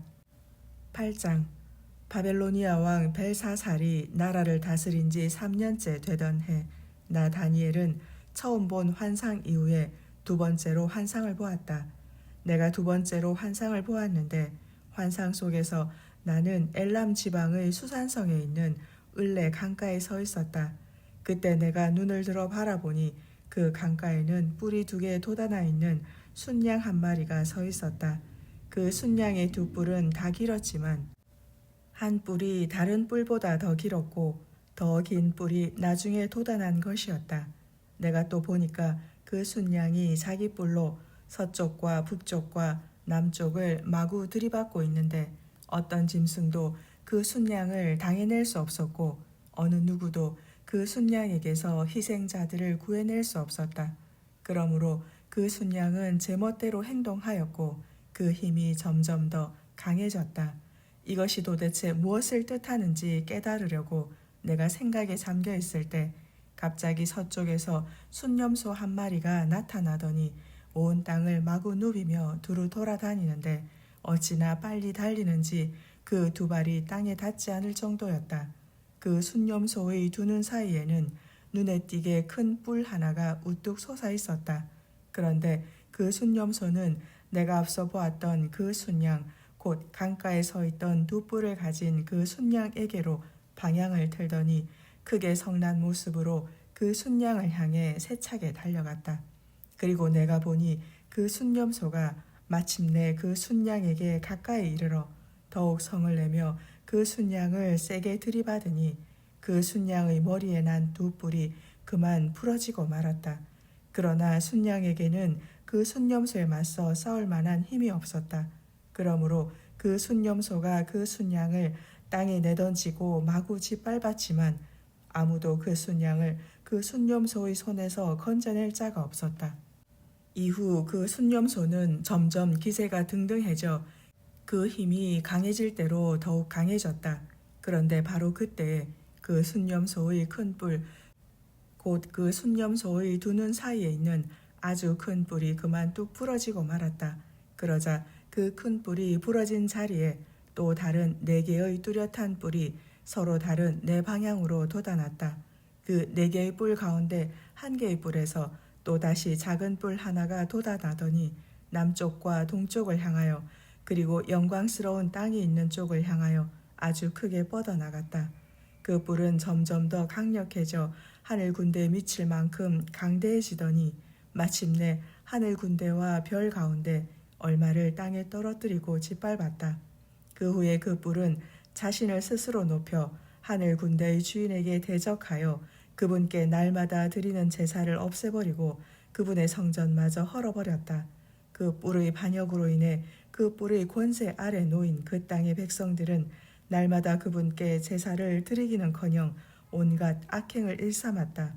이처럼 그 뿔은 진리를 땅에 내던지고 제멋대로 행했다. 그런 가운데서도 그 뿔이 하는 일은 모두 잘 되었다. 그때 내가 들으니 어떤 거룩한 천사가 말하고 있는데 또 다른 거룩한 천사가 그 말하고 있는 천사에게 이렇게 물었다. 이 환상 속에 나타난 악한 일들이 언제까지 계속되는 것인가? 매일 드리는 제사를 못 드리게 하고 멸망에 이르는 죄악을 저지르며 성전이 헐리고 하나님의 백성이 짓밟히는 이 같은 악한 일들이 언제까지 계속되는 것인가? 그러자 다른 천사가 내게 말했다. 그런 악한 일들이 밤낮 2300일 동안 계속될 것인데 그때가 지나야 성전이 복구되어 깨끗해질 것이다. 나 다니엘이 이 같은 환상을 보고서 그 환상이 무엇을 뜻하는지 알고 싶어 할 때에 내 앞에 사람처럼 생긴 어떤 존재가 서 있었다. 그때 나는 을레 강의 두 언덕 사이에서 어떤 사람이 큰 소리로 이렇게 외치는 소리를 들을 수 있었다. 가브리엘아, 그 사람이 본 환상이 무엇이 뜻하는지 그에게 설명해 주어 그로 깨닫게 하여라. 그러자 가브리엘 천사는 내가 서 있는 곳으로 다가왔는데 그가 내 곁으로 다가올 때 나는 너무나 두려워서 얼굴을 땅에 대고 땅바닥에 납작 엎드렸다. 그가 입을 열었다. 사람아, 너는 깨달아 알아라. 내가 본 환상은 이 세상의 끝날에 관한 것이다. 그가 내게 말할 때에 나는 의식을 잃고 얼굴을 땅바닥에 댄 채 그대로 쓰러져 있었다. 그러자 그가 나를 어루만지면서 일으켜 세운 뒤 말을 계속 이었다. 마지막 때에 하나님께서 분노하시는 날, 그 결과가 어떻게 될 것인지를 내게 보여주겠다. 그렇다. 내가 본 환상은 정해진 세상 끝날의 일에 관한 것이다. 내가 환상 가운데서 맨 처음에 본 순양, 곧 두 뿔을 지닌 그 순양은 메대와 페르시아의 왕들이다. 그 후에 나타난 털 많은 순념소는 곧 헬라 왕이고 그 순념소의 두 눈 사이에 돋아난 아주 큰 뿔은 곧 헬라의 첫 번째 왕을 가리킨다. 그 큰 뿔이 부러지고 그 대신에 돋아난 네 개의 뿔은 내 왕국을 가리키는데 그것은 곧 헬라가 네 개의 나라로 분열된다는 것을 뜻한다. 하지만 그 네 나라의 권세는 첫 번째 왕이 다스리던 나라의 권세보다 강하지 못할 것이다. 그 네 나라의 때가 거의 끝나가면서 타락하는 사람들이 많아져 그 땅에 죄악이 가득할 즈음에 한 왕이 일어날 것인데 그 왕은 아주 뻔뻔하고 흉계를 잘 꾸미는 악한 왕이다. 그 악한 왕은 점점 힘이 강해질 것인데 스스로의 힘으로 강해지는 것이 아니고 다른 사람의 힘을 빌려서 강해질 것이다. 그리하여 강한 권세를 지니게 된 그 악한 왕은 무시무시한 파괴 행위를 서슴지 않고 자행할 것이고 제멋대로 행동할 것인데 하는 일마다 다 잘 될 것이다.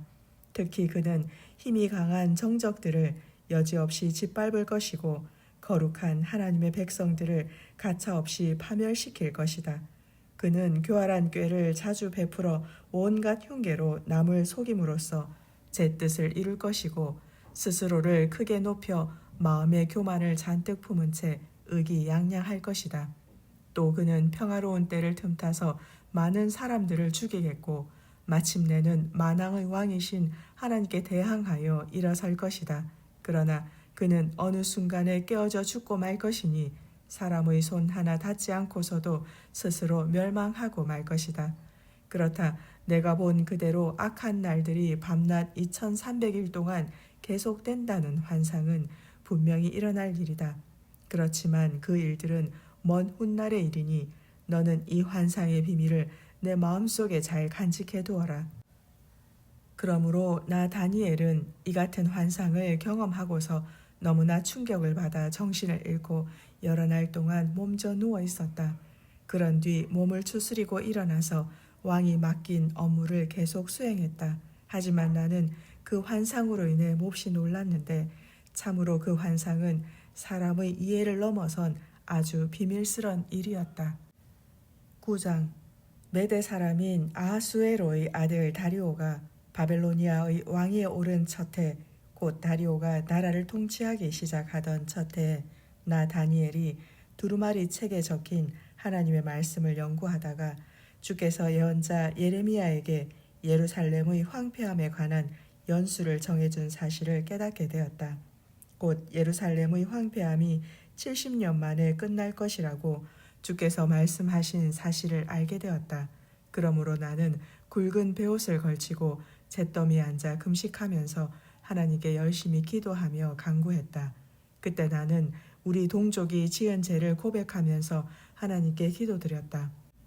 오 크시고도 두려우신 우리 주 하나님이시여, 진실로 주께서는 주님을 사랑하고 주님의 계명을 지키는 이들에게 주님의 언약을 신실히 지키시고 또 주님의 크신 자비를 풍성히 베풀어 주시는 분입니다. 그러나 우리는 주님을 거슬러 온갖 죄를 짓고 많은 잘못을 저질렀습니다. 주님을 배반하여 주께서 명하신 법도와 규례를 저버렸습니다. 또한 우리는 주의 종 예언자들이 외치는 말씀을 듣지 않았습니다. 주께서 보내신 예언자들은 주님의 이름으로 우리의 왕들과 지도자들과 조상들과 온 백성들에게 주님의 말씀을 거듭 선포했지만 우리는 그 말씀에 조금도 귀를 기울이지 않았습니다. 오 주여, 모든 공의는 오직 주께 있으며 우리에게는 오늘날처럼 수치만 가득할 뿐입니다. 유다 사람들과 예루살렘 주민들과 온 이스라엘 백성들이 자기들의 땅에서 가까운 데 있든 아니면 멀리 있든 모두가 주께서 쫓아 보내신 온 세상 여러 나라들에서 수치를 겪으며 살아가고 있습니다. 그 까닭은 그들이 주님께 신실하지 못하여 모두가 죄를 지었기 때문입니다. 오 주여, 참으로 그렇습니다. 우리의 왕들과 지도자들과 조상들이 각국에 흩어진 채 모두가 수치를 겪으며 살아가고 있는 것은 우리가 주께 등을 돌리고 죄를 지었기 때문입니다. 그럴지라도 우리 주 하나님께서는 우리에게 거듭 용서와 자비를 베푸셨지만 그래도 우리는 항상 주님을 거역하고 반역하였습니다. 진실로 우리는 우리 하나님이신 주님의 목소리에 귀를 기울이지 않았고 주께서 자기 종들인 예언자들을 시키셔서 우리에게 말씀해 주시고 세워주신 율법을 따르지도 않았습니다. 온 이스라엘 백성이 주께서 지키라고 명하신 율법을 저버렸고 그들 모두가 그릇된 길로 치우쳐 주님의 목소리에 도무지 귀를 기울이지 않았습니다. 그러므로 마침내 오늘날과 같은 두려운 재앙이 우리에게 미쳤으니 곧 하나님의 종 모세의 율법책에 기록된 대로 무서운 저주의 징벌이 우리에게 내렸습니다. 그 까닭은 우리가 주님을 거슬러 죄를 지었기 때문입니다. 그날에 주께서는 우리에게 크고 두려운 재앙을 내리셨으니 일찍이 우리와 우리의 통치자들에게 거듭 경고하신 모든 말씀대로 다 이루셨습니다. 그리하여 예루살렘에 내린 것 같은 크고 두려운 재앙은 온 천하 어디에서도 찾아볼 수 없었습니다. 모세의 율법책에 기록된 대로 그 모든 재앙들이 우리에게 이미 내렸습니다. 그런데도 우리는 우리의 그릇된 길에서 돌아서게 해달라고 주님의 진리 말씀을 깨닫고 그 가르침에 따라 살게 해달라고 그렇게 우리는 우리 하나님이신 주님의 은혜를 간구하지도 않았습니다. 그러므로 주께서는 모든 재앙을 준비해 두셨다가 주의 심판의 날에 우리에게 그 모든 재앙을 내리셨으니 진실로 우리 하나님이신 주께서 우리에게 행하신 모든 일은 공의로우셨으니 그것은 우리가 주님의 말씀에 순종하지 않았기 때문입니다. 오 주여, 강한 권능의 손으로 주님의 백성을 이집트 땅에서 이끌어내시어 오늘날같이 그 명성을 널리 떨치고 계시는 우리 주 하나님이시여, 진실로 우리가 주님 앞에서 많은 죄를 지었고 온갖 악을 행하였나이다. 오 주여, 간구하오니 주께서는 주의 의로우심에 따라서 이제는 주님의 분노를 주님의 도성 예루살렘에서 곧 주님의 거룩한 시온산에서 거두어 주소서. 우리가 우리의 죄악과 우리 조상들의 죄악으로 인해 예루살렘과 주님의 백성들이 지금껏 우리 주변의 문민족들에게서 갖은 멸시를 당해왔기 때문입니다. 그러므로 우리 주 하나님이시여, 지금 주의 종의 기도와 간구를 들어주소서. 주님의 영광을 위하여 이제는 주님의 은총의 얼굴빛을 황폐해진 주님의 성소에 비추어 무너진 주님의 성전을 다시 복구하여 주소서.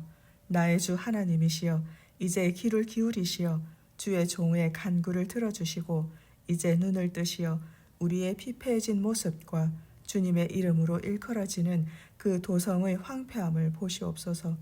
우리가 이처럼 주님 앞에 간구하고 있는 것은 우리가 옳거나 의롭기 때문이 결코 아닙니다. 다만 주님께서는 자비로우신 분이기에 그 크신 자비로움에 기대어 간구하고 있을 뿐입니다. 오 주여, 우리의 기도를 들으소서. 오 주여, 우리의 죄를 용서하소서. 오 주여, 우리의 기도를 들어주시고 이루어 주소서. 제발 지체하지 마소서. 나의 주 하나님이시여, 주님의 영광을 위하여 즉시 행하시옵소서. 그것은 주의 도성과 주의 백성이 주님의 이름으로 일컬어지는 주님의 것이기 때문입니다. 내가 이렇게 기도하면서 내가 지은 죄와 내 동족 이스라엘이 지은 죄를 주님 앞에 고백하며 내 하나님의 거룩한 산 위에 세워진 주님의 성전을 다시 회복시켜 달라고 간구하고 있을 때, 곧 내가 이렇게 주님께 기도드리며 간구하고 있을 때 이전의 환상 가운데서 본 그 사람 곧 가브리엘 천사가 재빠르게 날아와서 내가 있는 곳에 이르렀다. 때는 저녁 제사를 드릴 무렵이었다. 가브리엘 천사가 내게 말했다. 다니엘아, 내가 이렇게 온 것은 이제 내게 지혜와 통찰력을 주기 위해서다.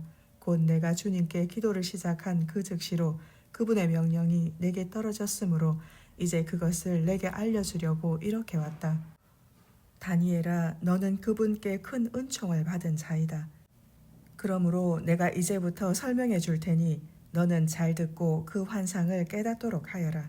하나님께서는 내 백성과 내 거룩한 도성을 위하여 70일의 기한을 정해 놓으셨다. 그 기간이 지나야 모든 허물이 그치고 죄가 끝나며 죄악이 영영 용서받고 영원한 의가 세워지며 모든 환상과 예언이 이루어지고 또한 지극히 거룩한 자가 기름 부음을 받게 될 것이다. 그러므로 너는 이것을 알고 깨닫도록 하여라. 예루살렘을 재건하라는 명령이 내릴 때부터 기름 부음을 받은 지극히 거룩한 자 곧 왕이 오기까지는 70일의 가운데서 7일에와 62일에 곧 69일에가 지날 것이다. 비록 그때가 고난과 시련이 때이기는 하겠지만 그래도 그 기간 동안에 예루살렘 도성이 재건되어 거리가 생겨나고 튼튼한 성벽이 세워질 것이다. 마침내 7일에와 62일에가 지나고 나면 주님께 기름 부음을 받은 지극히 거룩한 자가 부당하게 죽임을 당하여 땅 위에서 없어질 것이다. 그때 한 이방의 통치자가 자기 군대를 거느리고 쳐들어와서 예루살렘 성읍과 그 성전을 크게 파괴할 것이니 그것들이 마치 홍수에 휩쓸려 침몰당하듯 비참한 종말을 맞게 될 것이다.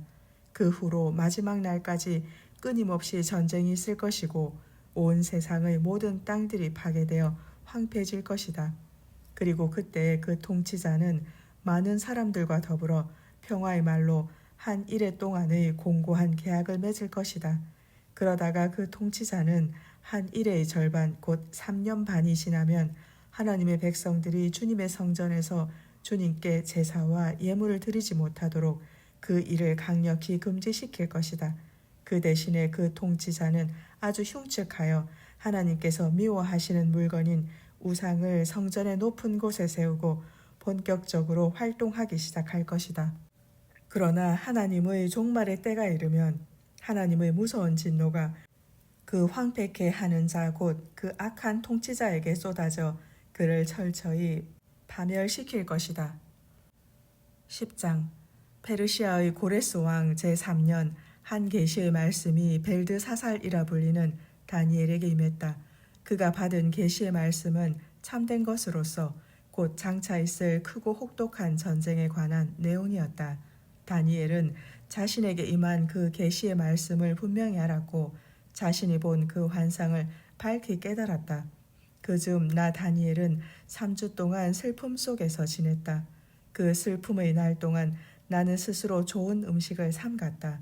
고기와 포도주를 입에 대지 않았고 머리에 기름도 바르지 않았다. 나는 3주 동안 내내 그렇게 지냈다. 그해 1월 24일 나는 히데겔이라 하는 큰 강가에 서 있었다. 그때 내가 눈을 들어 바라보니 환상 가운데서 어떤 사람이 내 앞에 서 있었다.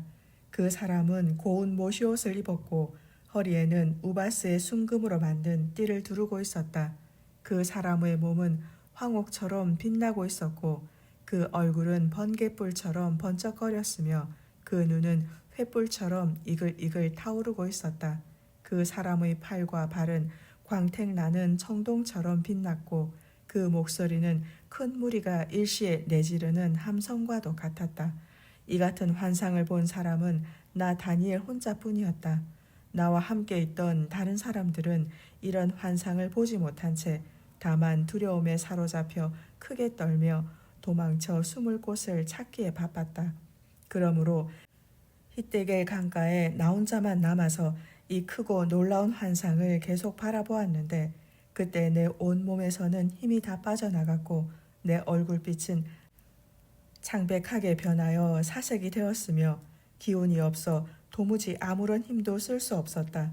그때 나는 그 사람이 내게 말하는 소리를 들었는데 그 말소리를 듣고 있을 때 그만 나는 정신을 잃고 땅바닥에 쓰러지고 말았다.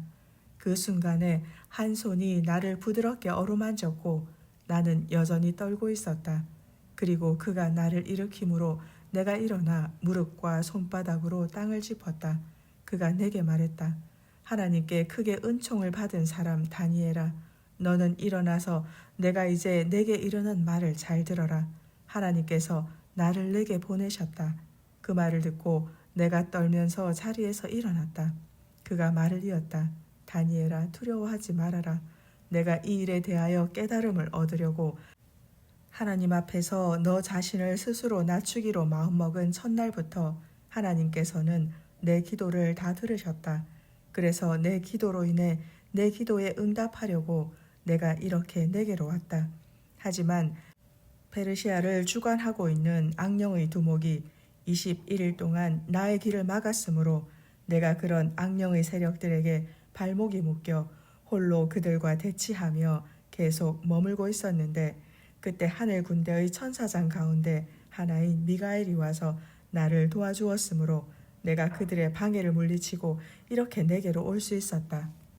이렇게 내가 내게로 나온 것은 이제 내가 장차 마지막 때에 내 백성에게 일어날 일을 내게 알려주기 위함이다. 이 환상은 먼 훗날에 일어난 일을 보여주는 것이다. 그가 내게 이런 말을 하는 동안 나는 얼굴을 땅바닥에 댄 채 아무 말도 못하고 있었다. 그런데 사람같이 생긴 그가 자기 손을 뻗쳐 내 입술에 갖다 대자 그 즉시 내 입이 열렸다. 그래서 나는 내 앞에 서 있는 그 사람에게 말했다. 내 주여, 내가 이 환상 때문에 괴롭고 두려워서 죽을 지경입니다. 내 온몸에서 힘이 다 빠져버렸습니다. 이처럼 힘이 없고 기력이 쇠약해져서 숨조차 제대로 쉬기 어려울 지경인데 내 주의 종이 어찌 감히 내 주와 더불어 말할 수 있겠습니까? 그러자 사람같이 생긴 그가 다시금 나를 어루만지면서 나에게 힘을 불어넣어 강하게 하였다. 그리고 그가 말했다. 하나님께 큰 은총을 받은 사람아, 두려워하지 말아라. 마음을 편히 먹어라. 힘을 내고 또 힘을 내라. 그에게서 이런 말을 듣자 나는 정말로 힘이 났다. 그래서 그에게 말했다. 내 주여, 내 주께서 힘을 주심으로 내가 힘을 얻었사오니 이제는 내게 말씀하소서. 그러자 그가 말했다. 내가 무엇 때문에 너를 찾아왔는지 너는 알겠느냐? 내가 이제 내게 이를 말을 다 마친 후 즉시 되돌아가서 페르시아를 주관하고 있는 악령들과 싸워야 한다. 그리고 내가 그 싸움을 다 마친 다음에는 헬라를 주관하고 있는 악령의 두목이 나타날 것이다. 그보다 먼저 이제 나는 오직 진리의 책에 기록된 것을 내게 말해주려고 한다. 그리고 내가 되돌아가 악령들과 싸울 때 나를 도와서 그들과 맞서 싸울 자는 너희의 천사장 미가엘 뿐이다. 11장. 그가 계속 말했다. 내가 또 일어나 나가서 메대 사람 다리오 1년에 그를 도와 강하게 한 일이 있었다. 다니엘아, 이제부터 내가 내게 일러주는 것은 오직 참된 것이다. 보라, 페르시아에서는 앞으로 새 왕이 차례로 일어나서 그 나라를 다스리게 될 것이다. 그 뒤 네 번째로 일어난 왕은 앞선 다른 왕들보다 훨씬 부유해질 것이다.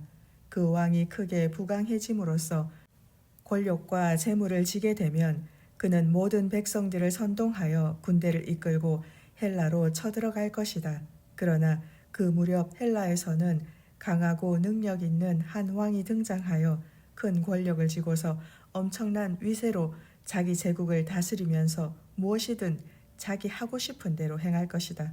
하지만 그 왕의 권세가 한창일 때 그는 갑자기 죽고 그의 제국은 하늘 사방의 네 왕국으로 쪼개질 것이다.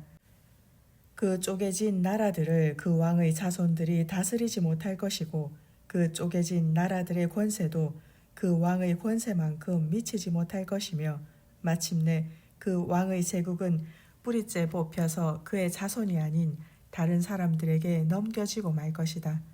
쪼개진 네 나라 가운데 남쪽 나라를 차지한 남방왕은 그 세력을 크게 떨칠 것이다. 하지만 그 왕을 섬기고 있던 장군들 가운데 한 명이 그 왕보다 더욱 강해져서 더 큰 나라를 다스릴 것이고 더 큰 권세를 누릴 것이다. 몇 년이 흐른 뒤 그들 두 나라의 왕, 곧 남방왕과 북방왕은 서로 간에 동맹을 맺을 것이다.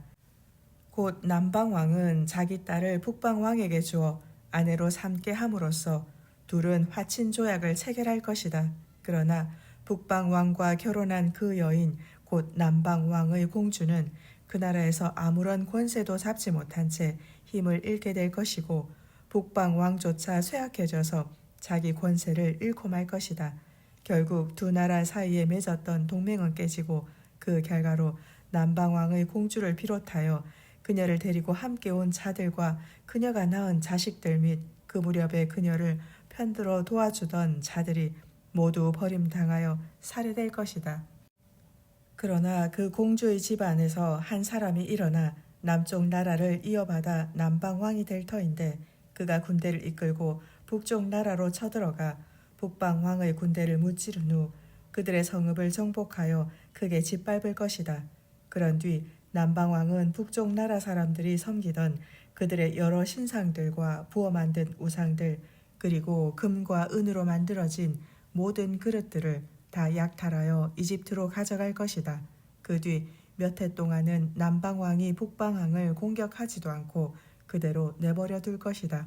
몇 년 후에 북방왕은 이전의 수치를 되갚으려고 남방왕의 나라로 쳐들어가겠지만 결국 아무런 수확 없이 자기 땅으로 후퇴하고 말 것이다.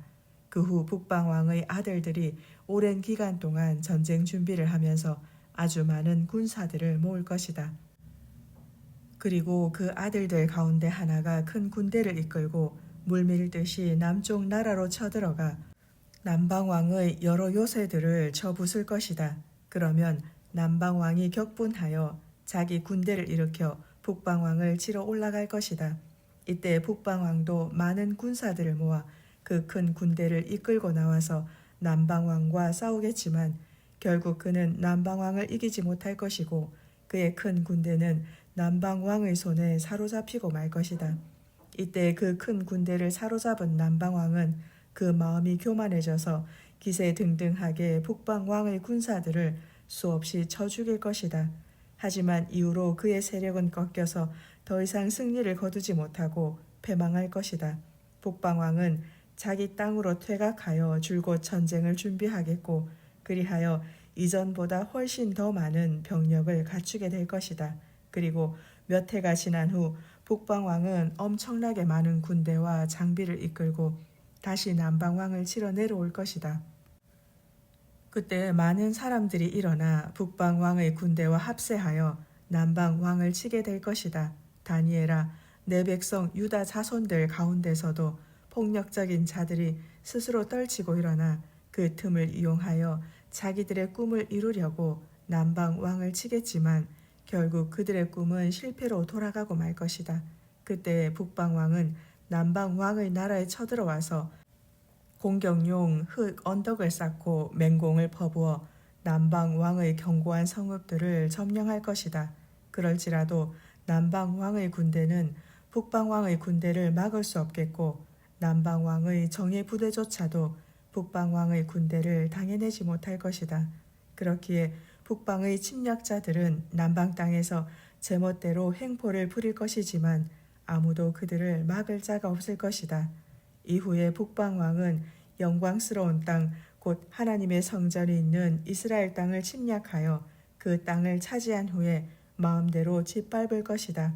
한편 북방왕은 자기 나라의 모든 힘을 이용하여 남쪽 나라를 완전히 자기 손안에 넣으려고 치밀한 계획을 세운 후에 자기 딸을 남방왕에게 시집보내어 상호 동맹을 맺음으로써 결국에는 그 나라를 집어삼키려 하겠지만 그러나 그의 계획은 뜻대로 이루어지지 못할 것이고 또한 그에게 아무 도움도 되지 못할 것이다.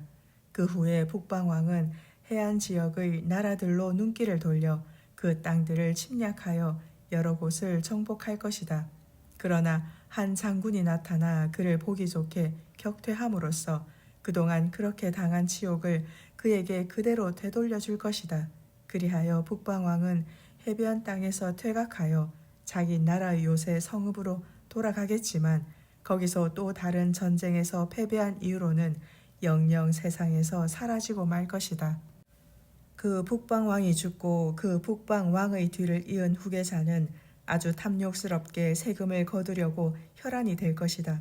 그 왕은 세금 거두는 자들을 전국 곳곳에 보내고 또 아름다운 땅 이스라엘에도 보내어 온 땅을 두루 돌아다니게 하면서 더 많은 세금을 거두어 드리려 하겠지만 그러나 얼마 못 가서 그 왕은 어떤 다툼이나 싸움도 없이 아무도 모르게 살해되고 말 것이다.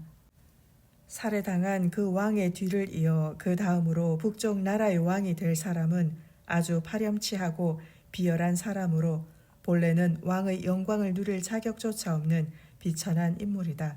그러나 그 자는 평온한 때를 틈타 교활한 꾀를 써서 그 나라를 차지할 것이다. 넘치는 홍수같이 굉장한 힘을 가진 군대일지라도 그자 앞에서는 제대로 힘을 쓰지 못한 채 패할 것이고 그자와 동맹을 맺은 왕들도 그자의 음흉한 계략 앞에 패망하고 말 것이다. 그자는 다른 나라와 동맹을 맺어놓고도 온갖 속임수를 쓸 것이고 또 그자는 처음에는 소수의 군대를 거느리겠지만 점점 더 강해져서 마침내는 큰 군대를 거느리는 패권자로 군림하게 될 것이다. 그자는 평화롭게 사는 비옥한 지방을 침략하여 그자의 조상은 물론이고 조상의 조상들조차도 차마 하지 못했던 악랄한 짓들을 자행할 것이다. 그자는 또 약탈한 재물과 전리품을 자기를 따르는 자들에게 나누어 줄 것이며 계략을 꾸며 적국의 요새 성읍들을 정복하겠지만 그 성읍들을 오래 통치하지는 못할 것이다. 그자 곧 북방왕은 자기 힘을 더욱 떨치기 위해 큰 용맹을 발휘하여 많은 군사들을 거느리고 남쪽 나라를 공격할 것이다. 그러면 남방왕도 크고 강력한 군대를 거느리고 나와 그자와 맞서 싸울 것이지만 그자를 당해낼 수 없을 것이다. 그자는 교묘한 계략을 써서 남방왕을 칠 것이기 때문이다. 그때 남방왕은 궁중에서 함께 음식을 먹던 자기 측근들에 의해서 패망할 것이고 그의 군대는 패하여 사방으로 흩어질 것이며 수많은 백성들이 칼에 찔려 죽임당할 것이다. 이후에 두 왕 곧 북방왕과 남방왕은 협상을 하려고 한 식탁에 앉아 얼굴을 맞댈 것이지만 둘은 서로 간에 마음속 동기가 판이하게 다르므로 온갖 거짓말로 서로 속이려고만 할 것이다. 그리하여 두 왕은 결국 자신들의 계획대로 일을 풀어가지 못할 것인데 그것은 하나님께서 정하신 때가 아직 이르지 않았기 때문이다. 그때 북방왕은 많은 전리품을 챙겨 가지고 자기 나라로 돌아갈 것인데 그자는 자기 나라로 돌아가는 길에 하나님의 백성이 살고 있는 이스라엘 땅을 침략해서 제멋대로 악랄한 짓을 마구 저지른 다음에야 자기 나라로 돌아갈 것이다. 얼마 후 정해진 때가 이르면 그자는 다시 자기 군대를 이끌고 나와서 남쪽 나라를 침략할 것이다. 그러나 그때는 이전과는 사정이 다를 것이다. 그것은 기띔의 배들 곧 로마의 배들이 그자를 쳐서 격퇴시킬 것이기 때문이다. 그리하여 그자는 크게 낙담한 채 자기 나라로 되돌아갈 것인데 돌아가는 도중에 이스라엘 땅을 침략하여 제멋대로 하나님의 백성들에게 분풀이를 할 것이다. 그자는 또 거룩한 언약을 배반한 자들 곧 배교한 유대인들을 뽑아서 그들을 높은 자리에 앉힐 것이다. 그때에 그자의 무장한 군대는 성전의 요새 지역을 때려 부수며 더럽힐 것이고 하나님께 매일 드리는 제사도 폐지시킬 것이며 또 멸망을 초래하는 가증스러운 우상을 성전 안에 세울 것이다. 그자는 또 교활한 속임수를 써서 신앙을 저버린 채 거룩한 언약을 배반하고 악한 짓을 행하는 자들의 환심을 사겠지만 오직 자기 하나님을 올바로 알고 그분께 대한 믿음을 저버리지 않는 사람들은 그자에 맞서 용기 있게 싸워나갈 것이다. 그때 이스라엘 백성들 가운데 지혜 있는 지도자들은 많은 사람들을 깨우쳐 그들을 올바른 길로 인도하겠지만 그러는 중에 그들은 칼에 찔려 죽고 불에 타서 죽고 재산을 빼앗기고 사로잡혀 감옥에 갇히는 등 숱한 날들 동안 핍박을 받게 될 것이다. 이처럼 핍박이 계속되는 동안 하나님의 백성들은 사람들에게서 별다른 도움을 받지 못할 것이다. 그것은 많은 사람들이 속임수에 속아 적군과 한패가 될 것이기 때문이다. 그때 하나님의 백성들 가운데 지혜 있는 지도자 몇 사람은 사로잡혀 죽임을 당할 것이다. 하지만 이 일로 인해 하나님의 백성들은 더욱 단련을 받고 정결하게 되고 깨끗하게 될 것인데 이 같은 일은 하나님께서 정하신 그 마지막 날이 이를 때까지 계속될 것이다. 그자 곧 그 비천한 북방왕은 자기가 하고 싶은 대로 마음껏 폭력을 휘두를 것이고 스스로 자신을 높여 모든 신들보다 자기가 더욱 위대하다고 우쭐대며 심지어 신들의 신이신 지극히 높으신 하나님조차 우습게 여기고 괴상한 말로 모독하며 대적할 것이다. 하나님의 백성에 대한 하나님의 진노의 기간이 다할 때까지 그자는 이 같은 자신의 일을 성공적으로 수행해 나갈 것인데 그것은 그 모든 일들이 하나님에 의해 작정된 것으로서 하나님에 의해 작정된 일들은 반드시 이루어질 것이기 때문이다. 그자는 세상의 모든 신들보다 자기 자신이 가장 크고 위대하다고 생각하기 때문에 자기 조상들이 섬기던 신들이나 여인들이 사모하는 신들 그리고 여타 세상의 어떤 신들이라도 무시하고 우습게 여길 것이다. 하지만 그자는 자신의 요새를 지키는 전쟁의 신만은 섬길 것이다. 그자는 자신의 조상들조차 알지 못했던 그 신을 공경하면서 그 신에게 금과 은과 보석과 값비싼 선물들을 바칠 것이다. 그자 곧 그 북방왕은 또 이방신을 섬기는 사람들의 도움을 받아 견고한 요새를 공격하여 그것들을 차지할 것이다. 그자는 자신을 인정하고 왕으로 받드는 사람들을 등용하여 그들에게 높은 관직을 주고 많은 백성들을 다스리게 하며 또 뇌물을 받고 그들에게 토지도 나누어 줄 것이다. 그러나 그 북방왕의 마지막 때에 남방왕이 일어나 그자를 공격할 것이다. 하지만 그 북방왕은 전차와 기마병과 수많은 배를 동원하여 회오리 바람처럼 빠르고 강력한 힘으로 남방왕과 맞서 싸워 그의 군대를 격퇴시킬 것이다. 그뿐 아니라 그 북방왕은 승리의 여세를 몰아 남쪽 나라의 여러 지역으로 쳐들어가서 홍수가 휩쓸고 지나가듯 그 땅을 짓밟고 약탈할 것이다. 그때 그자는 또 영광스러운 땅 이스라엘도 침략하여 마구 유린할 것이고 여타 많은 나라들을 쳐서 패망시킬 것이다.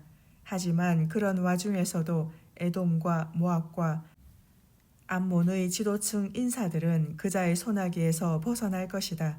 이처럼 그자가 손을 뻗어 여러 나라들을 쳐서 패망시킬 때 이집트 땅도 그자의 손아귀에서 벗어나지 못할 것이다.